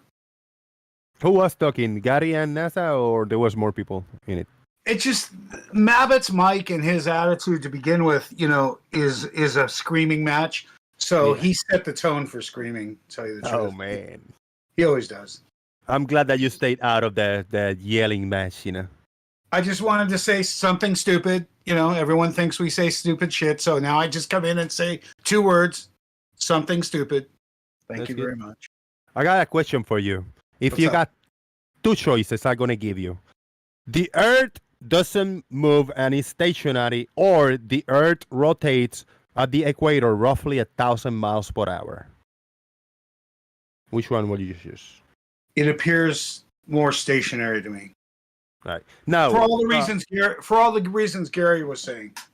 now, if you were a normie, if you were a normal person on the world that think that the Earth is a globe and everything works and the millions of miles away and the speeds and all that good stuff, does the Earth rotation is roughly 1,000 miles per hour at the equator if you were a glober? Sure. Okay, thank you very much. Doofus, go ahead, man. Well, I was going to say, for the reasons Gary stated some very incorrect things, though, because he did get a direct example of the aircraft correcting for Coriolis, 0.1 degree bank angle. Now, Gary says that Wolfie's misrepresenting that and says that that's correcting for crosswinds. But I mean, if we give him some sort of measurement, he's not going to accept it, regardless of whatever it is. So he keeps asking for it anyway, which is bullshit. Secondly, aircraft aren't entirely set up for flat and stationary everything. In order to get the routes in the first place, you have to do great circles, which doesn't make sense on a flat Earth. And secondly, IRUs or IMSs or inertial units, inertial systems, at the gate can detect the Earth rotating. And that doesn't really sound like a stationary Earth to me.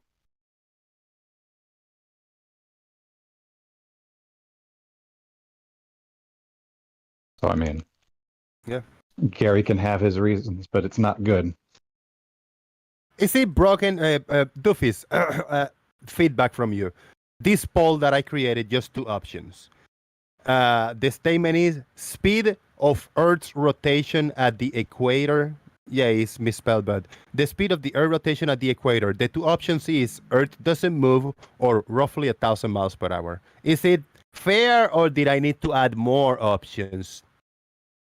Well, I mean, I can infer because I can just infer from the 1,000 miles per hour, you mean linear tangential velocity, and then say, yeah, okay, I'll pick that option, even though I would prefer to measure rotation as a rate of rotation. Right. But as in layman's term, in just kind of a normie language, this is a fair poll, right? I don't know. It depends on the normie in particular, because if the normie has done any like machine work or anything, they know that rotation isn't measured in miles per hour. But, you know, yeah, it depends. It's fair, because I was compared to Flatsoid, even though it's the only poll that I put 2 options like this that are kind of a little bit of like, it could be more. And I don't think so, because some people do polls that is like either this or that. So it's either vote for one of a dichotomy that doesn't add up, or not voting, you know. But I don't think I'm like that.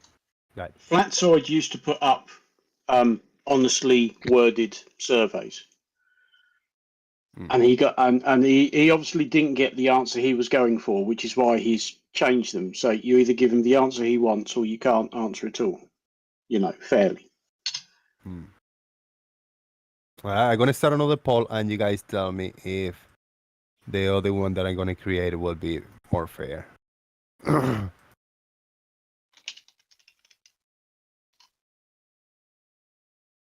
What do you think, farmers? How did that show going so far? It was a shit show, huh? Yep. So far, so good.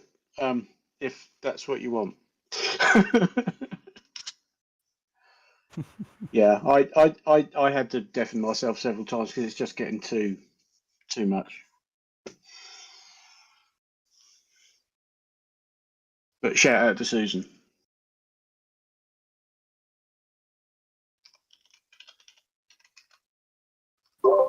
Jose, it was a good shit show. I was enjoying it. Very nice.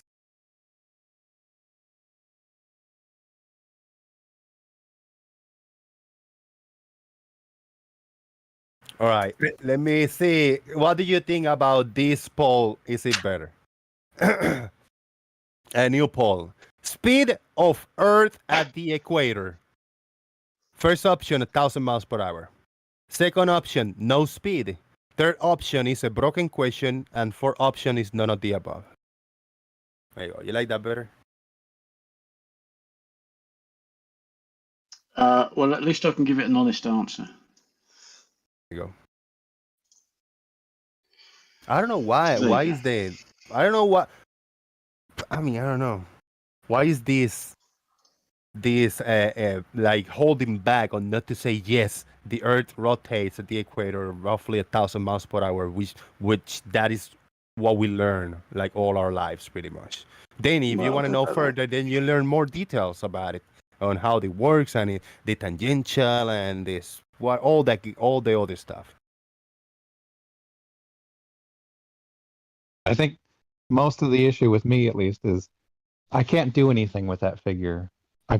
If I'm going to do any kind of analysis on what effects I should see because the Earth is rotating, I'm going to use an angular rate instead of the linear tangential velocity, because I don't really care about the linear tangential velocity for any calculation whatsoever. That is fair. If you really quick, if you want to do something with it, you cannot with miles per hour. But the question is, does it happen? Is the Earth rotating spheroid, rotating sphere? And if it's a sphere and it rotates, we need speed of the rotation, and the speed of the rotation is 1,000 miles per hour on the equator. Just as a statement. You gonna do anything about it? No, just knowing the fact. All right.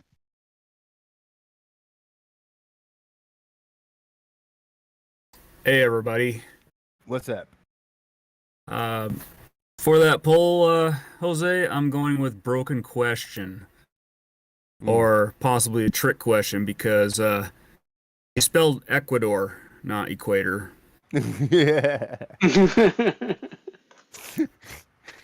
If I misspell equator or Ecuador or whatever. I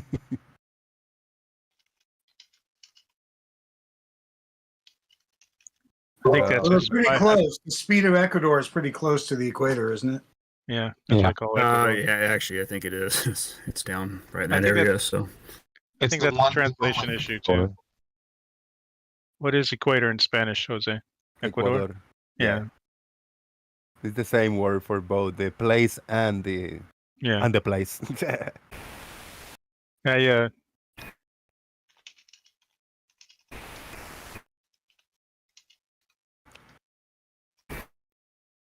Damn, that was this show is just built on a broken statement that I made, but it's nothing wrong with it. I still don't understand why you guys get so jumpy when I say that it rotates at 1,000 miles per hour in the equator.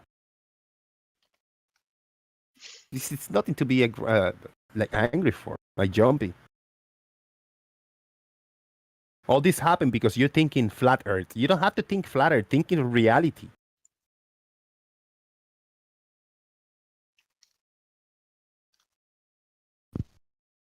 Oh well. 56 watching. Thank you very much. Yeah. Now we're getting more audience when the shit show ended. So I guess people enjoy like more formulated thoughts and statements. I just found out there's another way to measure the Coriolis effect. It's called the Compton tube. It's just a tube filled with water that you rotate east-west, and then That's Martin say have some douche or dosh. $20 on PayPal. Hell yeah! $20 only. So we are only $20 short to complete that bill. I think we're gonna have electricity one more month. That'll be rough. You know what? One time I was like 2 weeks without electricity here, just for being unable to pay. It was rough, man. It was rough. It was hot, and those times it happened.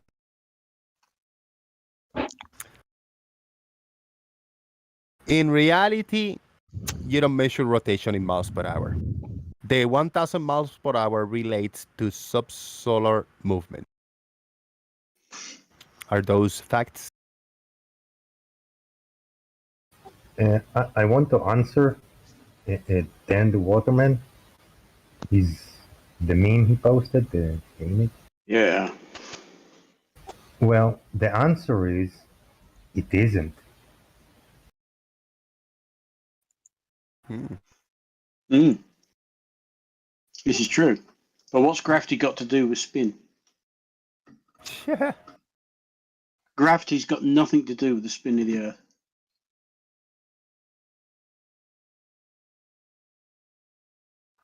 Martin, Yeah, thank you it's for the measurement. douche. Sorry, go ahead. Its measurement is.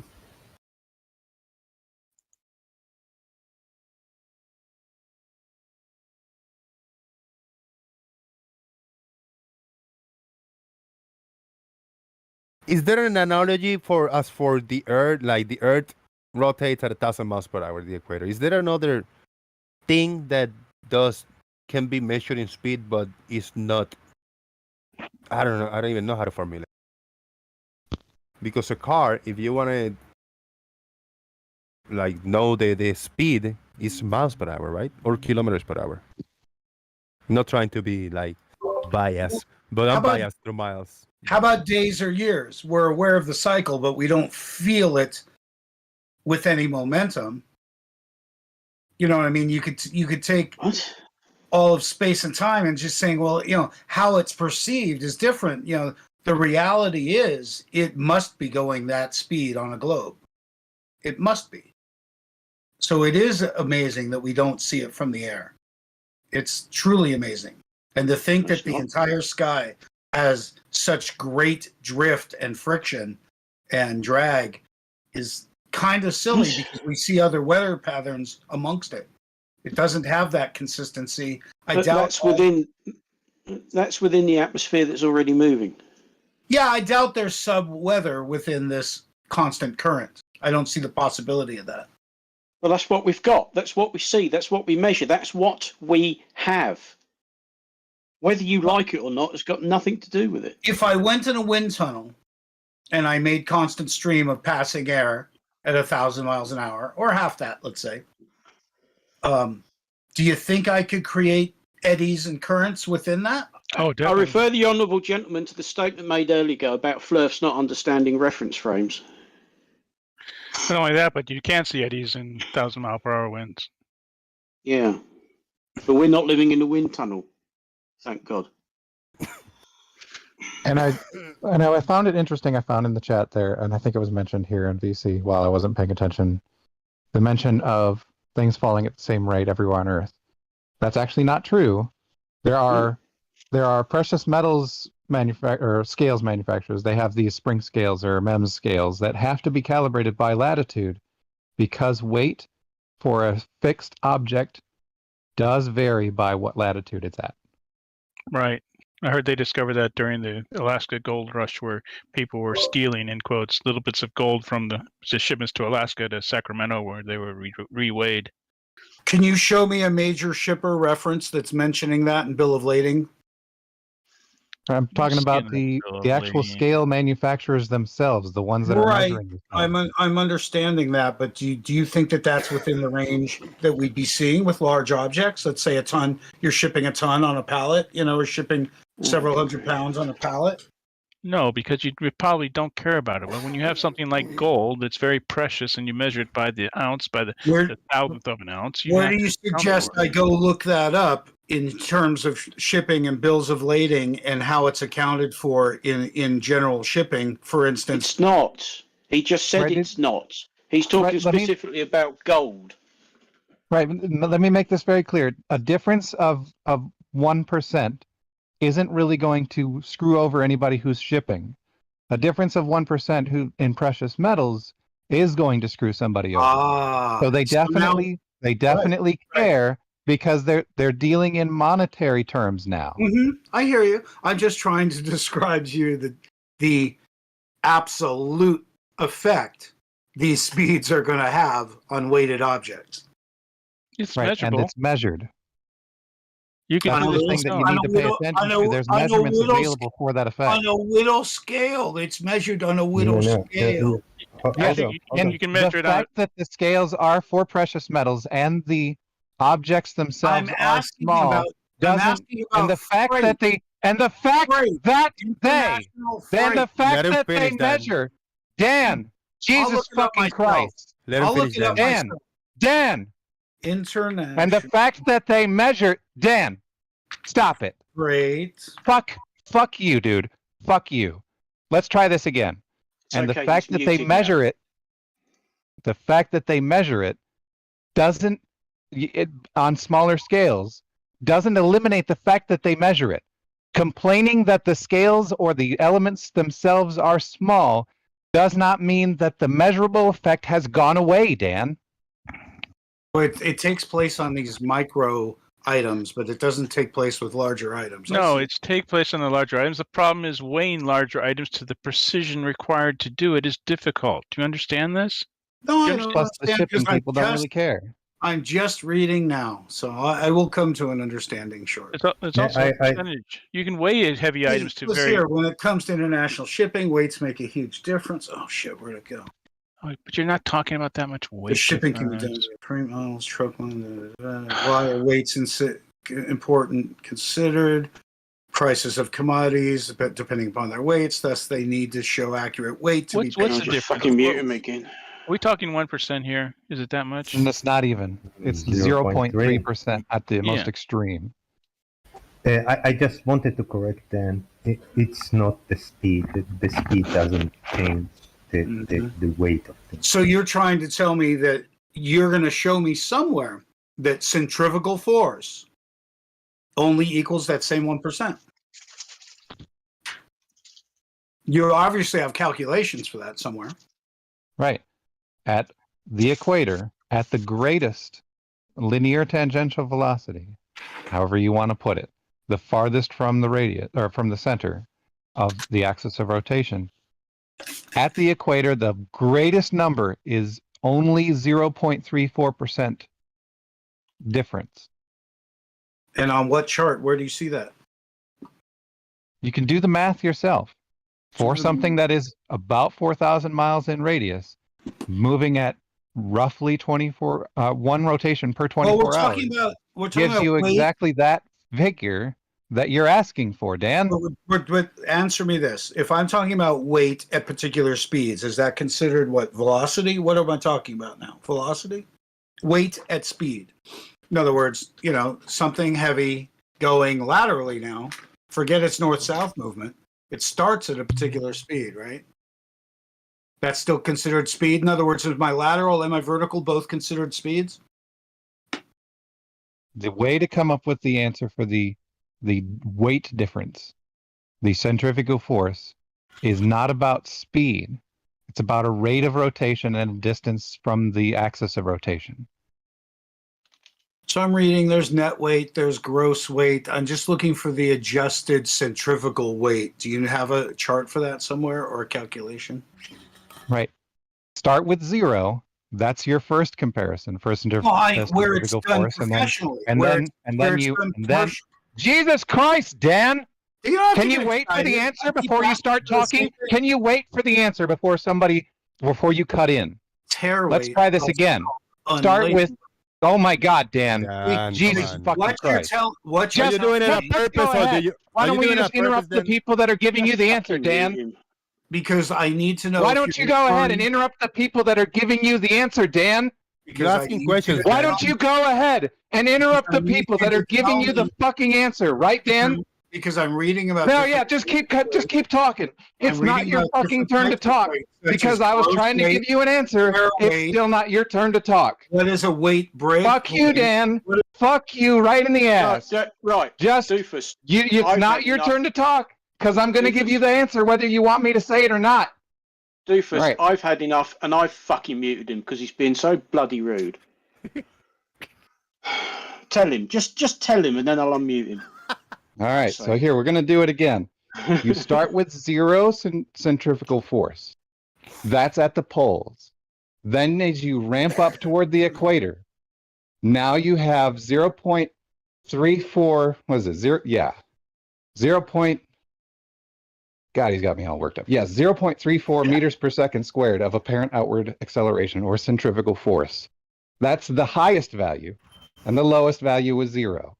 Now your base value that you're working with is 9.81.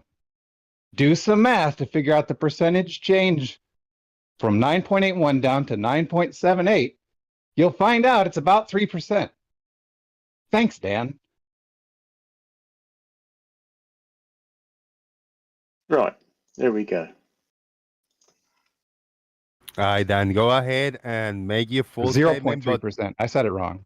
Try not to interrupt then. And when you finish talking, somebody going to want to talk. You cannot jump in the middle of the statement. So go ahead. Yeah, I'm just trying to understand the difference between all these things they're calling weight. You know, net weight, gross weight, tare weight, the relationships between them. Nothing really is representing this obvious 3% is not nothing, you know? If we were dealing... I said it incorrectly, 0.3%. And granted, not everyone's shipping to the North Pole. I get it. But weight is gravity, right? Everything weight has to do with gravity. In our realm, weight and mass are the same thing. They're not. No, they're not. Yeah, in the globe paradigm in the globe paradigm, weight and mass is not the same. Then you know that, right? Even normal paradigms, any sensible person. Yeah. The mass of an object is a scalar value, and weight is a force, which is a vector. It's defined. Obviously, two different things. If you'd let me finish, it's defined by gravity.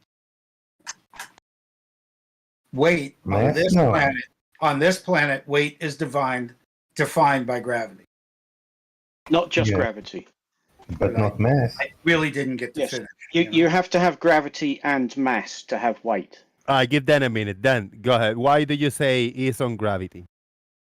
No, I'm just back to what we were talking about, trying to understand what tare weight is, what gross weight is, and when it's calculated here in shipping. Because if it's done in minute amounts, it has to be done in major amounts. If we're shipping gold or sardines, it makes a difference. And I just don't see it mentioned anywhere, which is right. There's one small problem here. Do you know the difference between net weight, gross weight, and tare weight? No, that's what I was asking you. I put a link in here so we could discuss it. That's why I was interrupting him. I need to know what weight he's talking about. Yeah, Dan. Those three terms have got nothing to do with what he was talking about. Well, that's what I was trying to define. If you look at a shipping container, it generally has three weights on the side. The gross weight is the weight of the container plus anything it's got inside. The net weight is the weight of what it's got inside. And generally, if I remember rightly, the tare weight is the weight of the empty container with nothing in it. Good. That's why you see, take a standard, 40-foot shipping container. If you look on the back, you'll have three weights, and it will have those three. Generally, the most important is the gross weight because it's the weight of the container plus what's ever in it, and that's the weight that the rig's got to tow. That's what they mean. It's basically empty, full, and what's inside.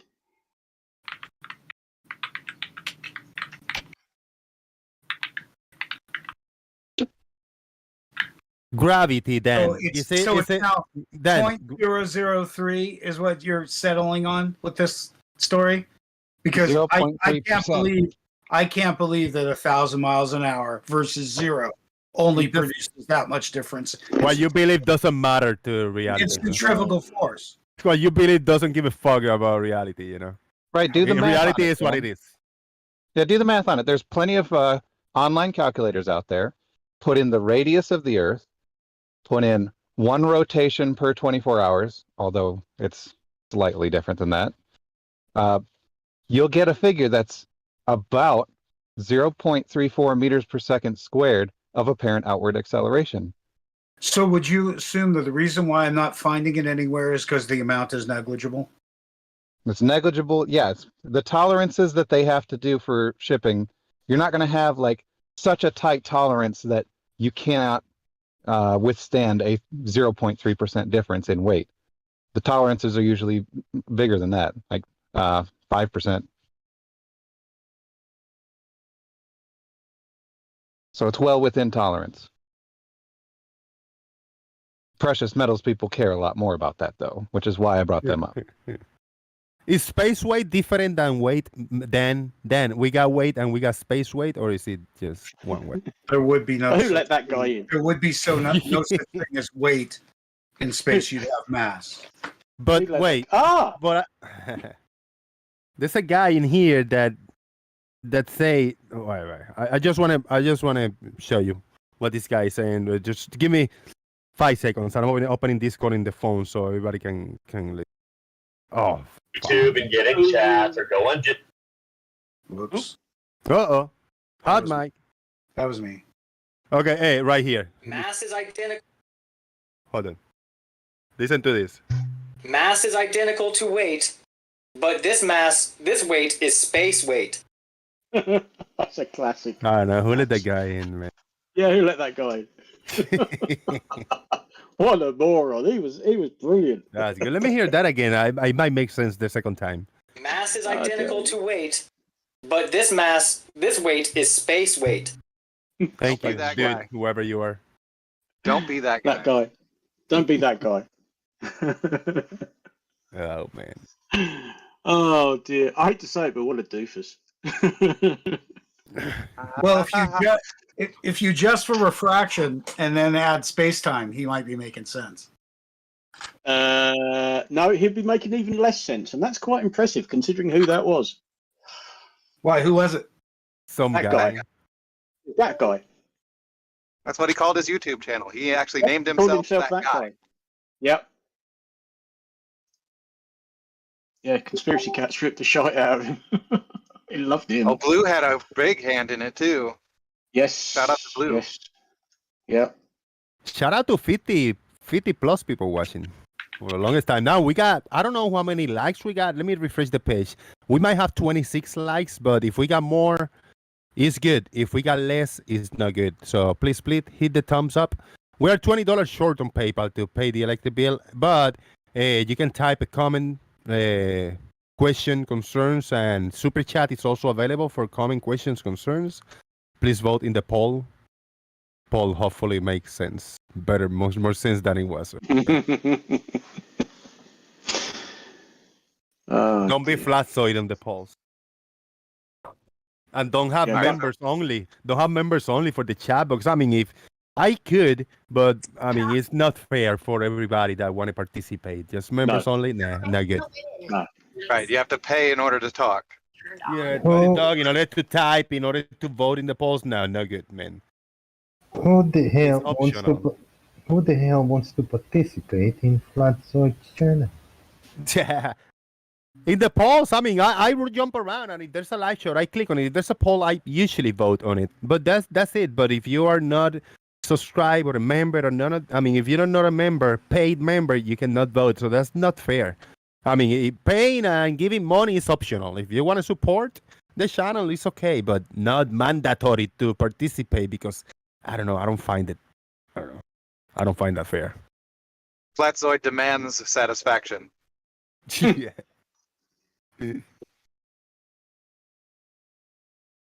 Fun stuff, man. Fun show today, bro. Back to back, we're doing good. Yesterday was a good show, and today is a great show. Hopefully, we'll keep up.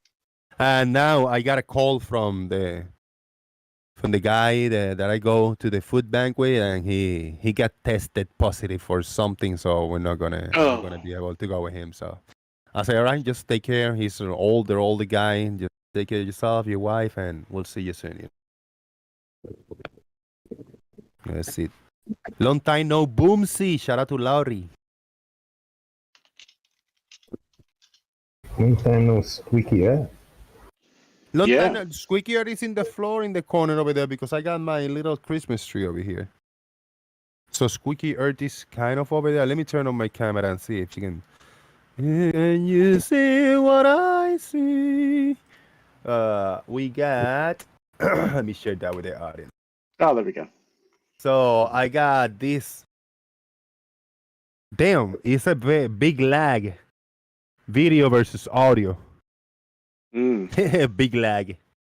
But we got the little Christmas tree over here, and then if we look around, then we got Squeaky Earth like down here, abandoned in the ground, you know, kind of in the ground. That's the ass of the Squeaky Earth down there. Now we just need a rusty metal tree suspended on a rotation axis that it can spin and make squeaky noises, and we have a squeaky tree. That would be cool. That would be cool. And this weird skinny tree that I got. There are pine thingies on the ground because there's a big pine tree that releases. How do you call those? The little pine cones. These little thingies.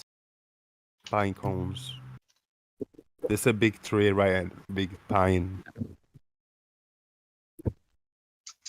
It got a lot of resin, man. It messed up my hands. I was grabbing a few yesterday and it messed up my hands. All the resin, the pine thing. I can make like a big fire with it. It's very flammable, I think. Oh yeah, the lads used to love that. When Christmas was over, we used to have a real tree every year. And the first house we were in had a real fireplace, so of course we'd chop it all up and burn it on the fireplace. And yeah, the lads used to love that. You throw one of the branches on, and of course the needles just go up. Bloody hell! Oh yeah. Yeah, they love. God, throw another one on. Whoosh. Yeah. Now I wanna go back to the main argument today, the 1,000 miles per hour, right? I'm done with that, the equator. I'm gonna go to a new point that I've been struggling to grasp lately. And I'm being honest and I want answers, and if anybody can explain to me. So as far as I heard, the closer to the poles we go, the further away from the equator, the less of the, whatever you want to call it, tangential or rotational speed and all of that, the less it is. But when you get to the equator, I have heard or read that it's going to be zero speed on the top, on the poles, on the North Pole and the South Pole, like right in the tip of. Is that true that there's going to be a zero speed in the poles?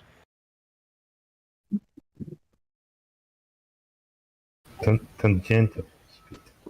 Yeah, tangential. Relative to the center of the Earth. Relative to the center of the Earth is going to be a zero. Is it going to be you zero? You see that on your squeaky Earth. You rotate it, but the poles don't move. No, but there the poles.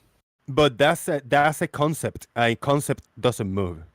The concept is the axial stick that is going across. That's a concept that doesn't exist in reality, right? In real life, I cannot. I can reach and I can grab and I can look at the axial pole. When you turn squeaky Earth, you can see. Yeah, but this is a physical. This is a physical thing, a small scale physical thing. In the big scale, there's not a big bar going across the Earth, right? Doesn't matter. It matters. All the locations that are along that axis of rotation, whether or not there's a metal pole sticking out, all the locations at that axis of rotation won't have any tangential velocity. Hold on, guys. Holy shit! I got 2 PayPals over here, and that's awesome. First from Tinkerfield. Tinkerfield jumped in with a $20 $20 on PayPal, which that is just right in the sweet spot. The first thing I'm going to do when I finish the show is pay the electric bill. Thank you, Tinkerfield. But wait, there's more. Brainery has a jewel bonus. Brainery, $60. Dude, I'm such a fucking happy man. I was going to be on zero on PayPal. Now we got money for food and all the other stuff. The Brainery. Thank you so much, Tinker. Thank you so much. Thank you, everybody that supported. And I'm gonna take me a minute. Hold on. Let me open here because dude, you guys are freaking awesome. Everybody in a mention of this. Yesterday and today have been a blessing for that. We have Carl Christopherson, RT96. We have there's a few names in here that I'm like my brain's a little scrambled. So Mr. Malort is here. We got Farmer's Boy in the house. M Stone. Marcus Dresden. Citizen 9. Martin. Tinkerfield and Brainery all chipped in. Supported big time. Thank you so much, everybody. I really appreciate it. God bless me. You are very welcome. It's fucking awesome, man. It's such a relief and a weight off my shoulders big time, man. Really blessed. I feel blessed, even though blessings and miracles are kind of the religion theme, but it's just a saying, you know, it's a saying that we have. Yeah, I feel it's all blessed. good. Man. Thank you so much. Woo! So so we got a poll. We got a, how do you call that? The axial arrow. The axis of rotation? The axis of rotation, is that a physical thing? The locations that are along that line are physical, but the line itself is not physical.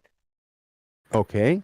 So but if we see just the globe and we stand in that spot where the axial thing should go through, am I not going to be moving?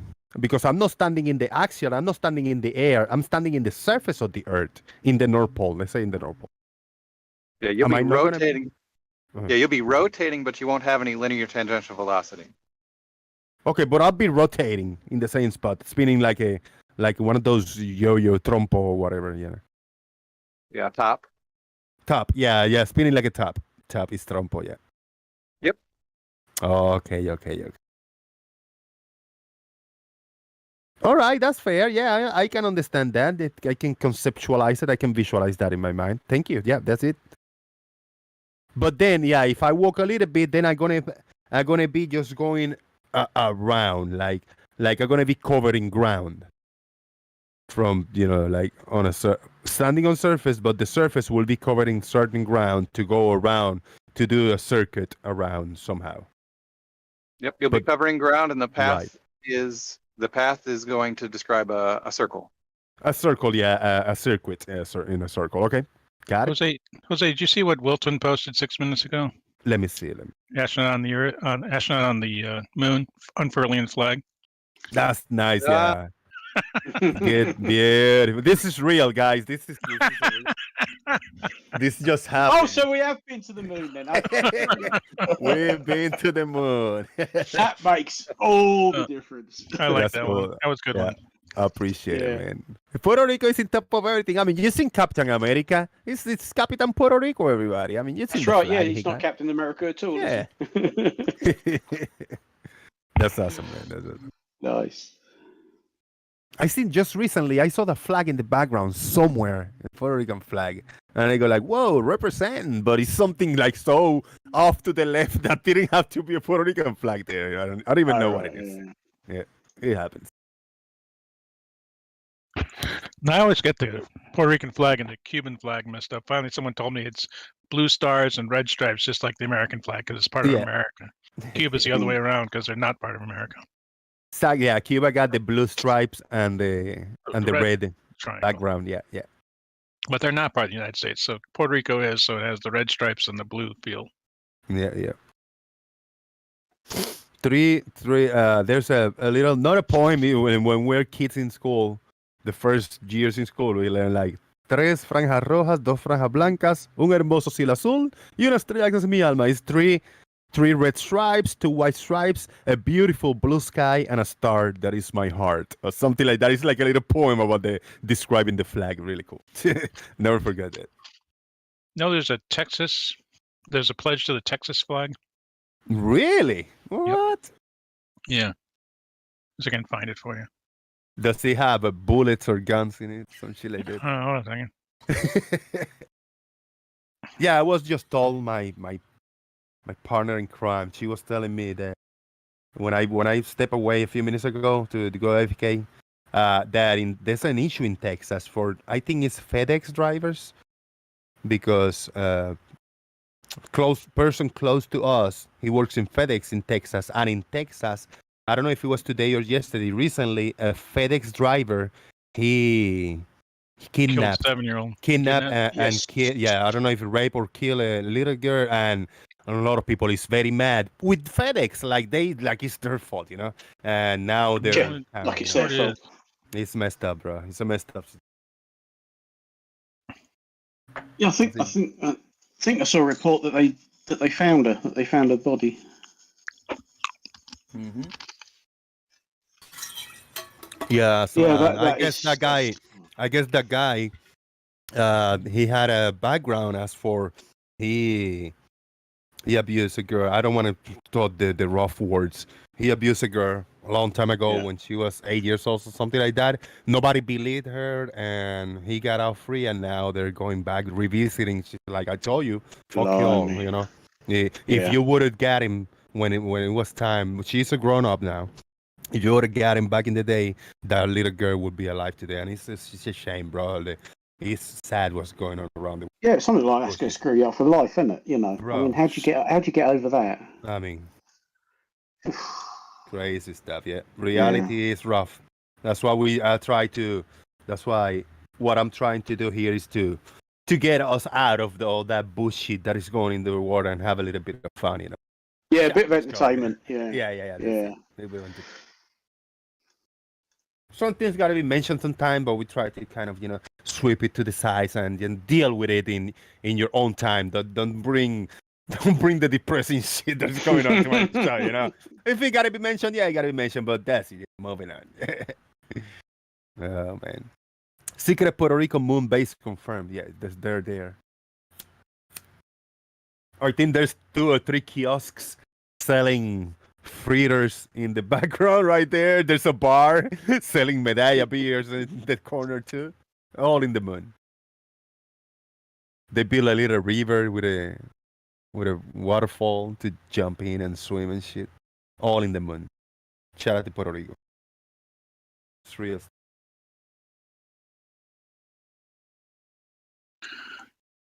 I'm glad you said that, because I was thinking that, and of course I can't say that. Because it's like, Yeah.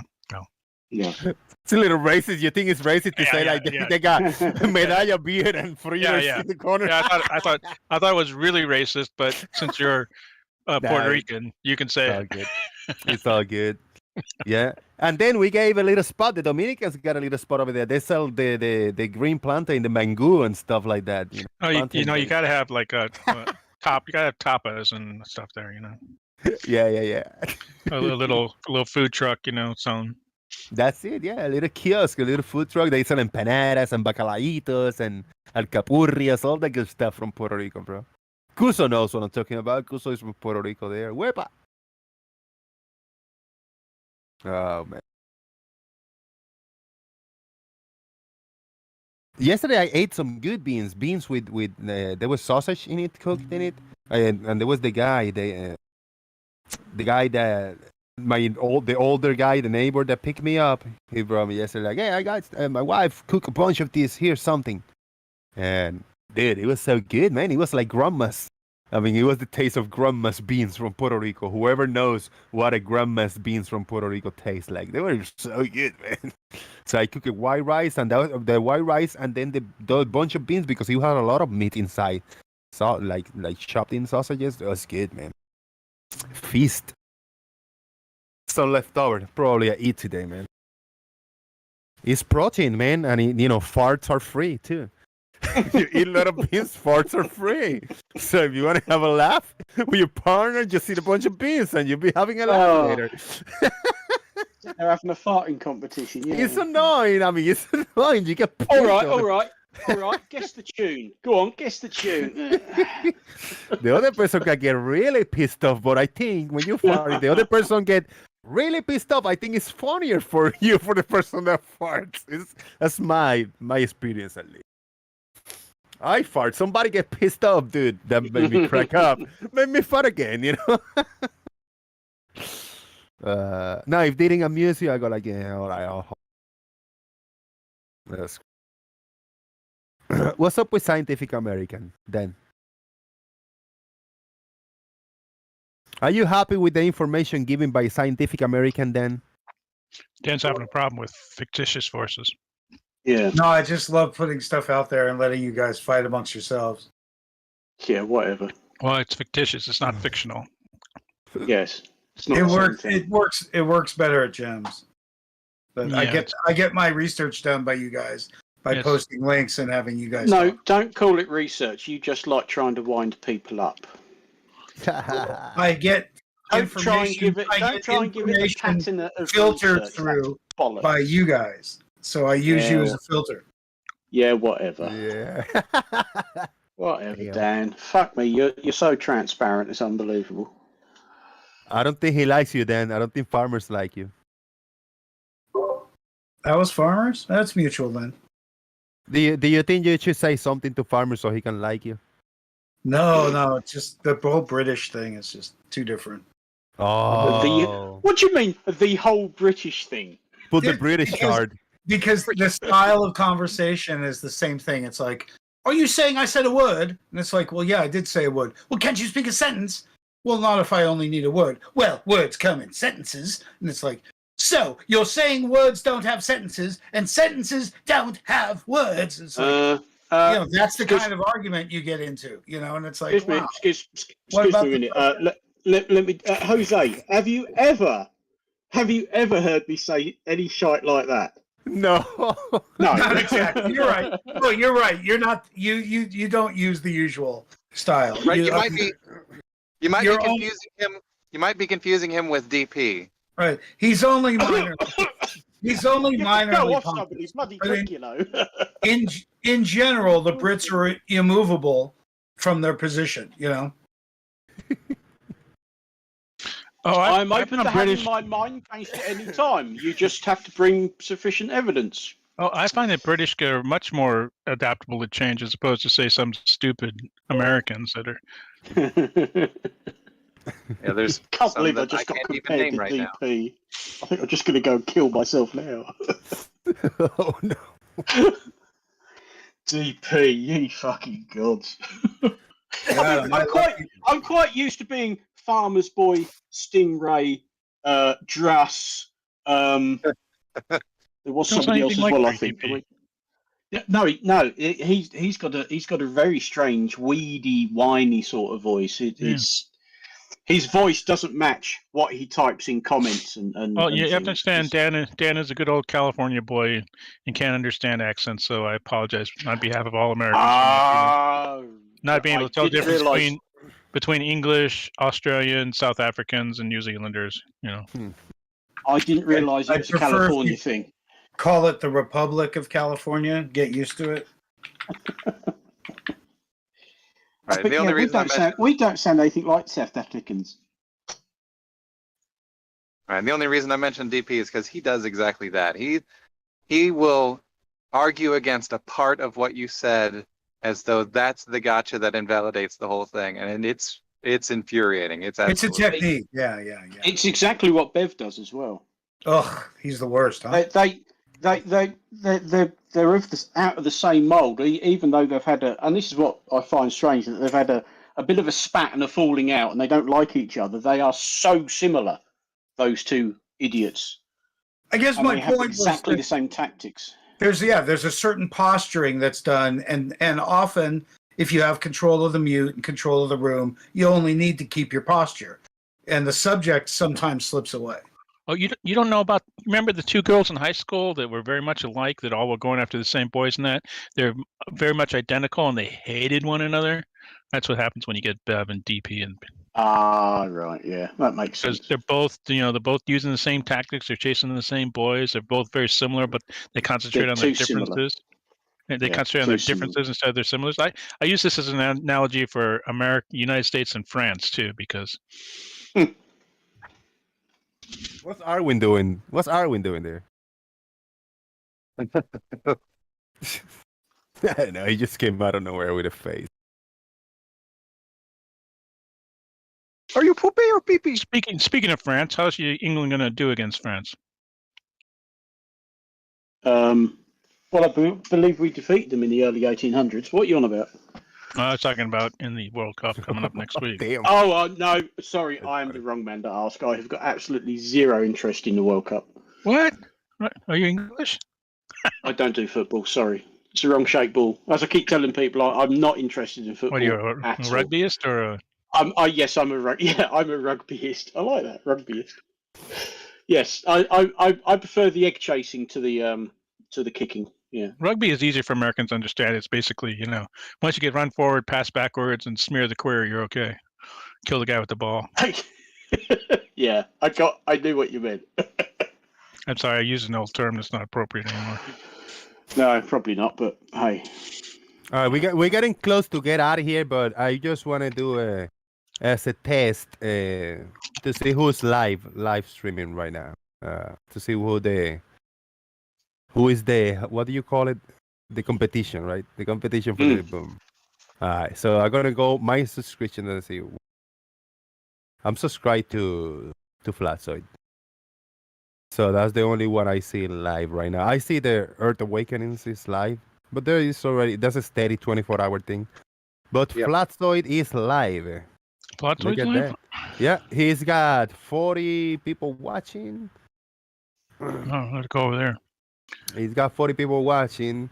But you see, this is what I say. I mean, this close to the channel that I had 2.8 thousand subscribers. He got 2.37 subscribers with 40 watching, which is decent. I call it a decent thing. But I am happy then with the performance of this show that I have only 1.14 thousand subscribers, and I got 44 watching. So it's decent, it's not bad at all. Bev is live on Discord. Bev is live today. Of course he is. So he is live every night, Monday through Friday. Jose, I've got a channel running called FE Channel that's got everything that's going on all the time. It's got your Sunday show on it. FE Channel? Yeah, it's like everything that's going on kind of now.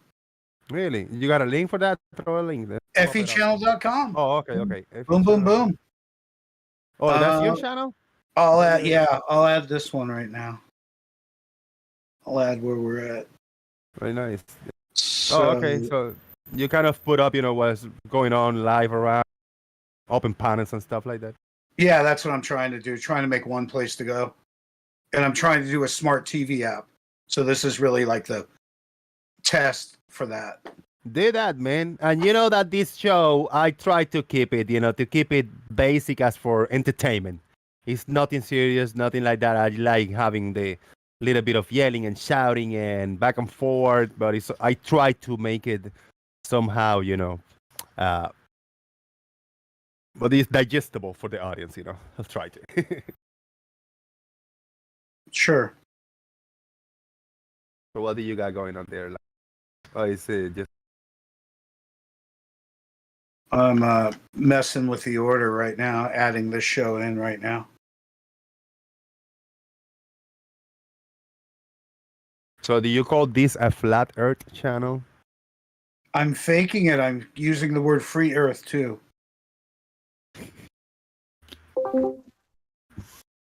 What you guys think? This, the JG Boom, a flat earth channel?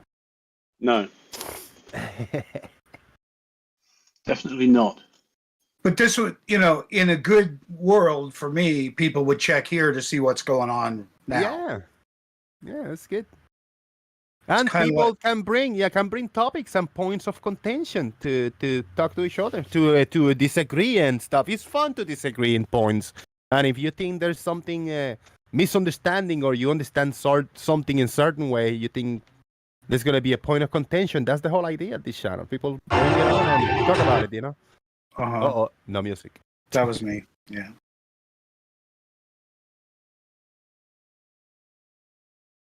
Good stuff. Man. Yeah, so FE channel right now is kind of stuck just playing with YouTube playlists. I got to make it so I'm archiving so people put stuff there. I also got a new Facebook kind of thing coming out called FE People. FE People. And FE Radio, like the radio one's really good. I'll find the link to that. What's up, party people? Shout out to Chunji.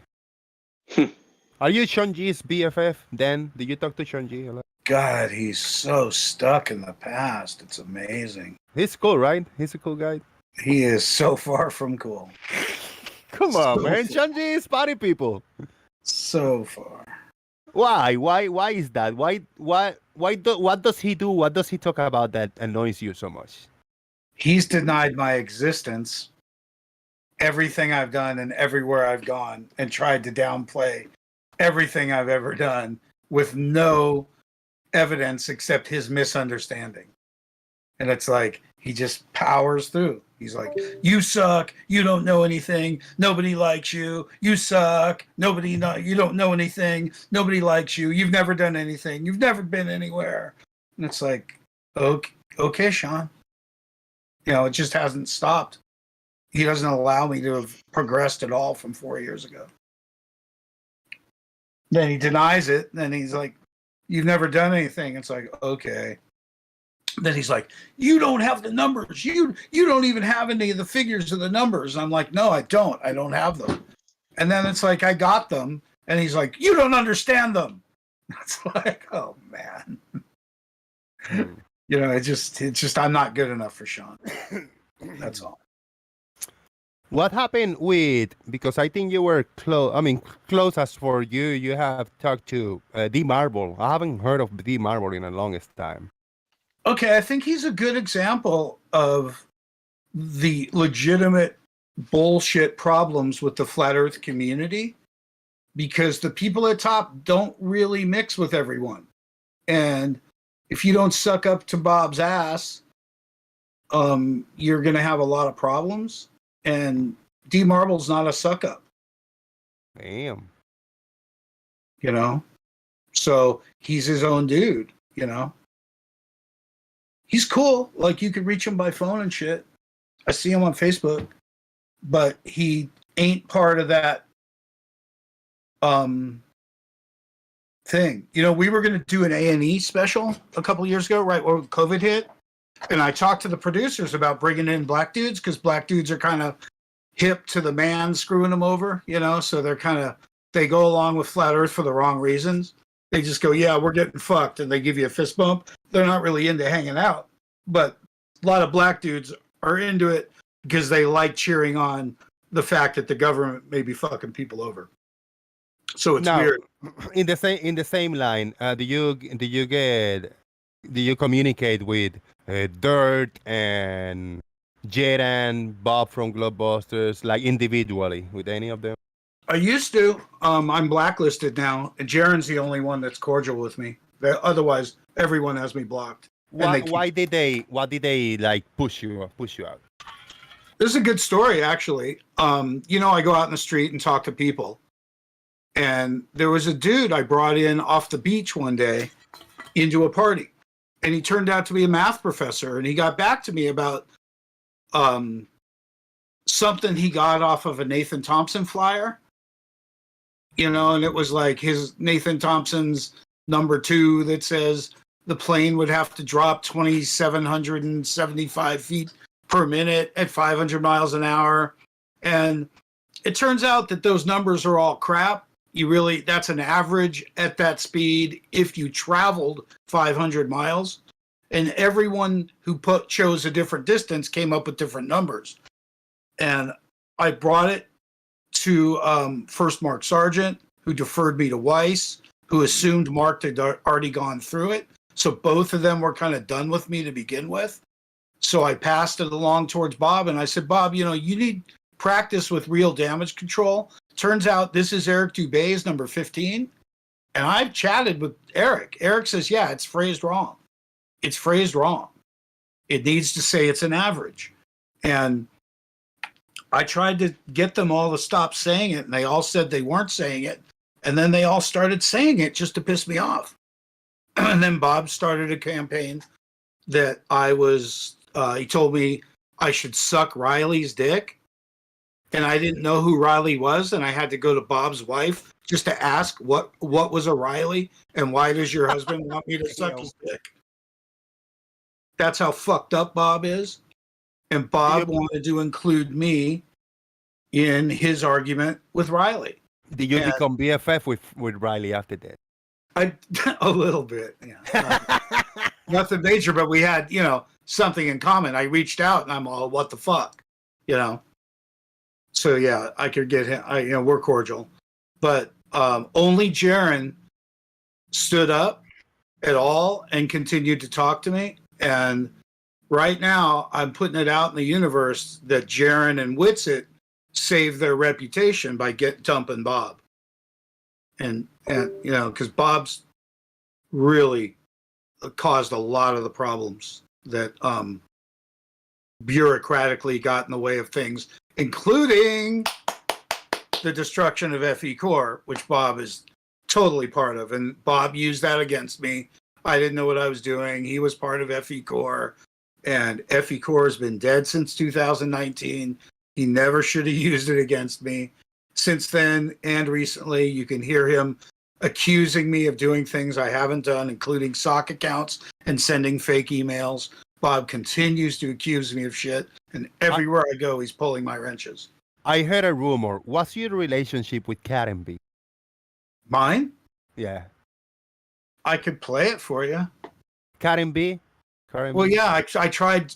She won't talk to me. I tried reaching out on her show, and she totally went after me. Just totally. Like, she thinks I'm a troll. Damn. Did they change their view about you after you went to the Jubilee thing? No. This is all about me demanding that Bob go through Eric Dubé's shit as part of his show. And he goes, well, who are you to tell me what to do? And I'm like, well, who are you to have all of us repeating fucking Eric shit for 5 years and you've never gone through it? Are you a fucking idiot?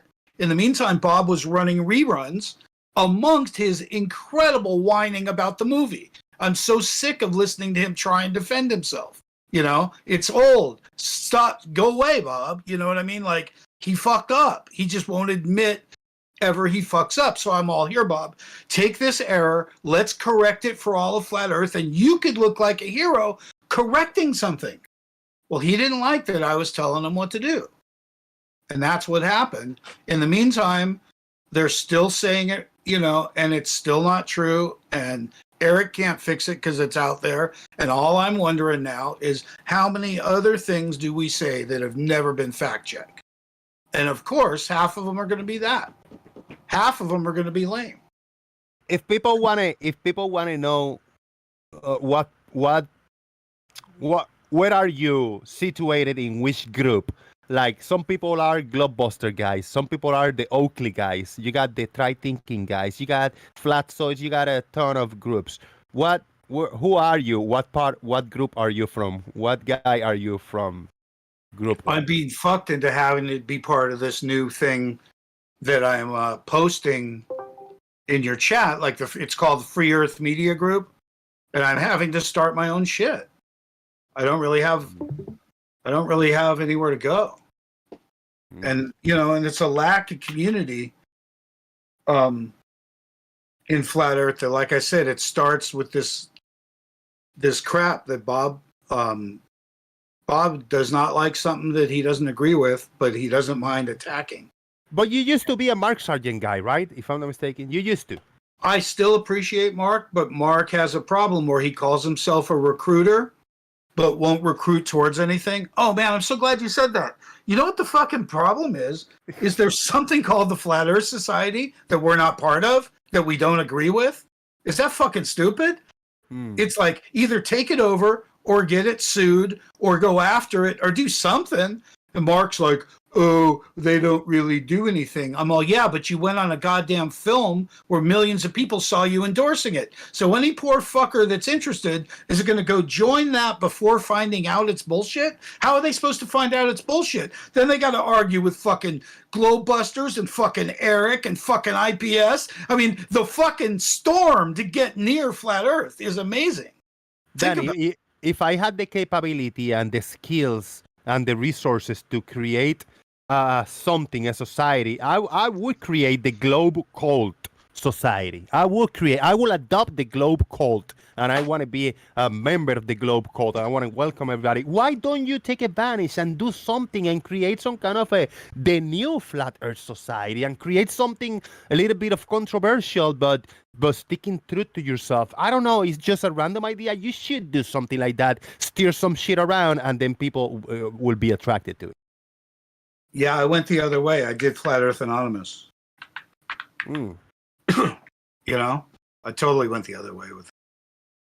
Yeah, if there's anybody there with computer skills, like proponents of the globe, and you want to create some kind of a little site or page or something or link that, and you want to link me to it as Jose is the Globe Cult, is a member of the Globe Cult since 2018 or whatever. Hey, I'll take it, man. I'll adopt that and run with it.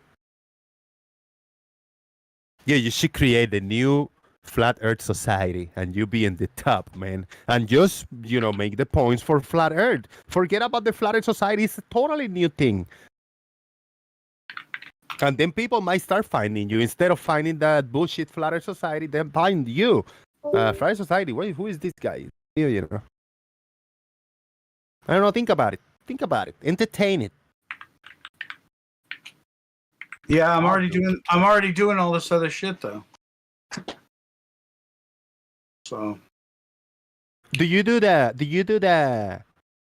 Like, long live Flat Earth, or Earth is flat, and you do the Nazi, like cheered with the hand, the arm up to the front, like a lot of people do. You're supposed to hold it up across your eyes to yeah, make but it. A lot of people do it like the Nazi type. Yeah, I don't think we're aware of the implications of that. I can't tell you how many times I've been accused of being a Mason. I'm like the most accusable dude there is, though. You can call me a Jew, you can call me a Mason. I don't care about none of that. I don't know the difference. When people talk about none of that, it's just slip over. Kind of shake it up. Yeah, so I got a bunch of things I'm trying to see, but I think that if there was a Flat Earth community, people like you would have never split. That's what I think. I think that people are severely disappointed by the behavior of people, not by Flat Earth. I think one of the strongest community that I have come across in YouTube since early 2017, since I started looking into this topic, is the debunkers community, the Globe debunkers community. I think that's one of the strongest communities that there are there, because there is collaboration. There's a network of people shouting each other out, doing collaborations, inviting each other to the channel, promoting each other, which I've never been a part of, none of that. But I think it's one of the strongest communities out there. Do you agree, disagree, or what do you think? Well, there's larger numbers, and larger amounts of info, so it doesn't take much to sit around and defend academia. It doesn't take much to do. I mean, a few of the guys go further, but your NASA shill style stuff is nothing interesting. Farmers, you got an idea of channels around. Do you think there's a stronger community than the Globe debunkers, the debunkers community, Flat Earth debunkers? Bigger? Yeah, quite possibly. But like you say, I think a lot of that is because a lot of them do work together. Whereas Flat Earthers, no two Flat Earthers seem to be able to agree on what they bloody believe in. So, kind of makes it difficult for them to work together. Yeah. Right.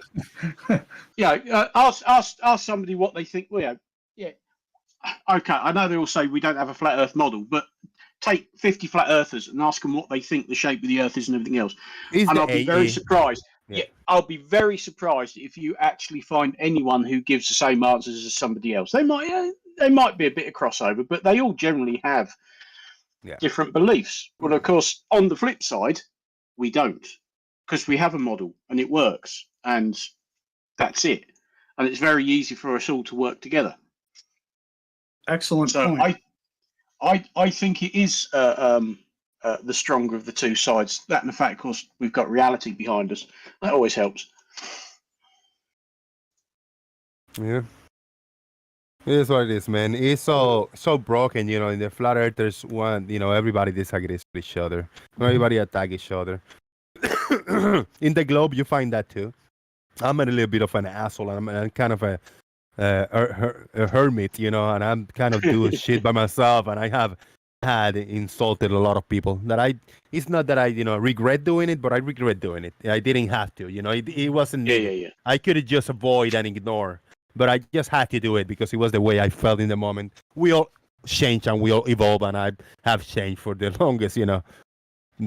And I just do this shit, the way I do it, which I'm not very popular. I got a lot of feedback like, why do you let all these flat earthers in? Why do you let them talk? Why did you let them, make their points? I said, dude, that's my style. That's me. That's the way I do shit, Yeah.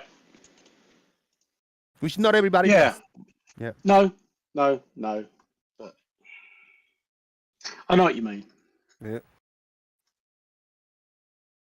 Yeah, and I haven't, on the globe side over here, I haven't attacked, anybody recently that I know of. I might have, poke and criticize, give negative feedback, yes, but that's not attacking. When I give negative feedback to a channel or a specific creator, that's not an attack, it's feedback. Not positive, but negative. If you take it as an insult, as a personal attack, oh well, so be it. So tough, sort your shit out, get your shit together. Exactly. Yes. Yeah. There's positive and negative criticism. Yeah. That's it. So I'm pretty pissed at Mark. I'm pretty pissed at Mark for endorsing the Flat Earth Society publicly, turning his back on the issue that it's essentially an opponent, and we need to take it or get rid of it. It's a distraction. It's a bad distraction, and we're bad enough. It's the beginning of the problem. It's the beginning of the divide and conquer. We're so divided that there's nothing to even conquer anymore. It's just all a pile of division. Except for what Karen B scooped up, the leftovers of the conference. Do you think she's a very, very good looking Karen B? No, she's kind of scary in a way. Whatever makes her scary, whatever that kind of witch part of her makes her scary, it's only sexy like if you're looking from afar. You wouldn't want to be in the same room. You wouldn't want to have to deal with that. What about Roxanne? What are your thoughts about Roxanne? Do you meet her? Do you meet her ever? I've never met her. She seems normal though. Yeah. I mean, especially for a flat earther. Did you hang out with Patricia Steer ever, like in person? Yeah. She was nice, right? Yeah. Well, she was a little bit dramatic, right? Even in real life, like she was a little bit of a diva, right? No, big time. Then that's a problem because she wanted to defend herself against every argument, and she still does all the time. You can get her started real quick, But I'll just say, she didn't leave Flat Earth. It's that Flat Earth didn't offer her any support during the Antonio shit. Mm-hmm. And even in hindsight, Weiss is like, get over it. And she's like, you know what? Fuck you. You guys had him on the show after that. So basically you supported his claims, which were pretty brutal. Amusing, but not to her, We're getting ready to get out here, but I want to ask you, do you have a message for those peace drinkers out there? Or peace therapy people? Not really. There's only like 3 of them, isn't there?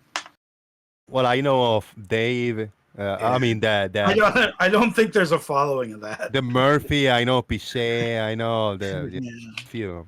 Pretty sure. Yeah. Yeah. I never tried it. Let me know. Let me know if you have any feedback. I think it's disgusting. I mean, and I think it's a thing. I have heard people naturopathy thing. They do it, but it's not. I don't think it's the normal thing. I don't think. Patricia didn't say she did it. She had someone on her show that said she did it. That said they did it. She never said she drank piss. Do you think the most religious people are in the flat Earth side or in the globe side? And I'm not talking about general in the world. I'm talking about the people that engage in discussions and have channels and content creators. I think we're lucky that we don't get in that argument all the time. You know, to tell you the truth, it comes up, but it's not the dominant argument for us. You know. I have noticed that the nastiest, the most ruthless and insultative people that are in the flat Earth side, and in the globe side, people just don't mix religion with the argument. But in the flat Earth, they mix religion, but the same people that promote religion, they are nasty, disgusting, and very personal, attacking others. That's what I have found because of they promoting Christianity and the Bible as for a flat Earth argument. But then the same people that promote that are nasty and disgusting, bro. Tell me this before you go. When you see a screen name or a channel with the name Truth in it, you know you're in trouble, right? I mean, that's... Yeah, unless it's a parody of a name. Unless it's a parody of a name. It's when they're being serious and their YouTube channel has truth Exactly. in it. Yeah. If it truth, truth, reality, truth, earth, or whatever. Yeah. Shout out to Truth Nerds. Truth Nerds has been Truth Nerds for the longest time, and I appreciate. Oh God, yeah. Yeah. And what do you think of Free Earth instead of Flat Earth? Yeah, I think that's a whole totally ball game. That you don't have to need money for anything. Free Earth. That's a whole different topic. So Free Earth also includes a lot more about censorship and, more of a fight against general bullshit than just Flat Earth. Yeah, exactly. But I don't think that's going to work out on YouTube or Discord because these are private companies that we are using, to convey the messages. So, but all these, if you go look, we're all .coms. I got like 10 different .coms. So the idea is to watch them push us away and then have somewhere for it. I'm going to have a whole new Facebook for people. It's censor free, called FE People. So I'm hoping that they're going to chase us away, but I'm going to have places for us to go. Yeah. And shout out to Nerd Alert. Truth Nerds is no more. It just kind of resonates because you've been Truth Nerd for so long, but it's now Nerd Alert. Shout out to Nerd Alert. Oh yeah. Well, thanks for having me on today, Jose. You got it. Free isn't a shape, bro. Free is not a shape. Free is an adjective. This is a description. It's a concept. Final thoughts, Chike. Let's get out of here.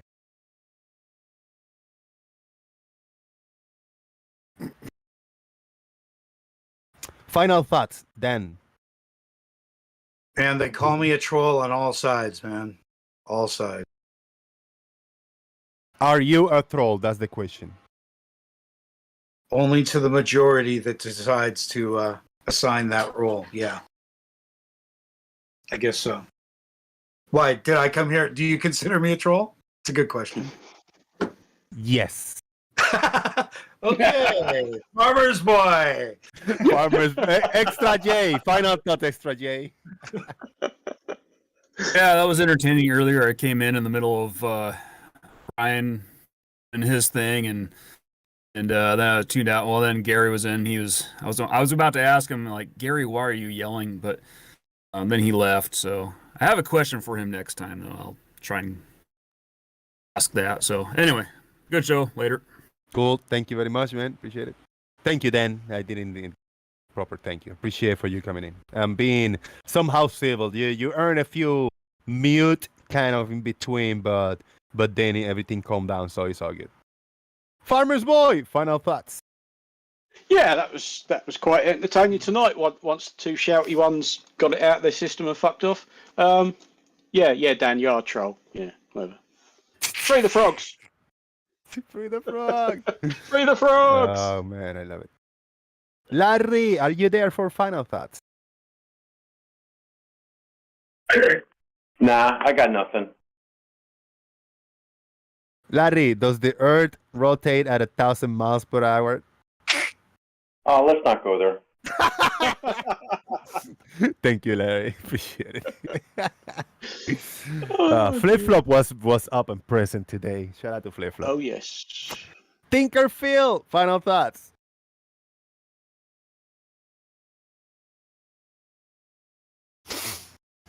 Thank you very much, everybody. I really appreciate everybody's support. PayPal, be able to live another day with electricity, and electricity includes internet and all the good stuff. Because without electricity, I wouldn't have internet. Shout out to everybody. Really thank you for coming in and watching, participating in the YouTube chat box, participating on Discord. Everybody, boom! Jose JG out. Take care, everybody. And hopefully we'll be more active. If I'm here home, if I'm here in the house, if I'm not doing a job or something outside, we will have a show, even if it's just me talking. That's wood. Definitely knock on it. Thank you very much, everybody. Jose JG out. Thank you.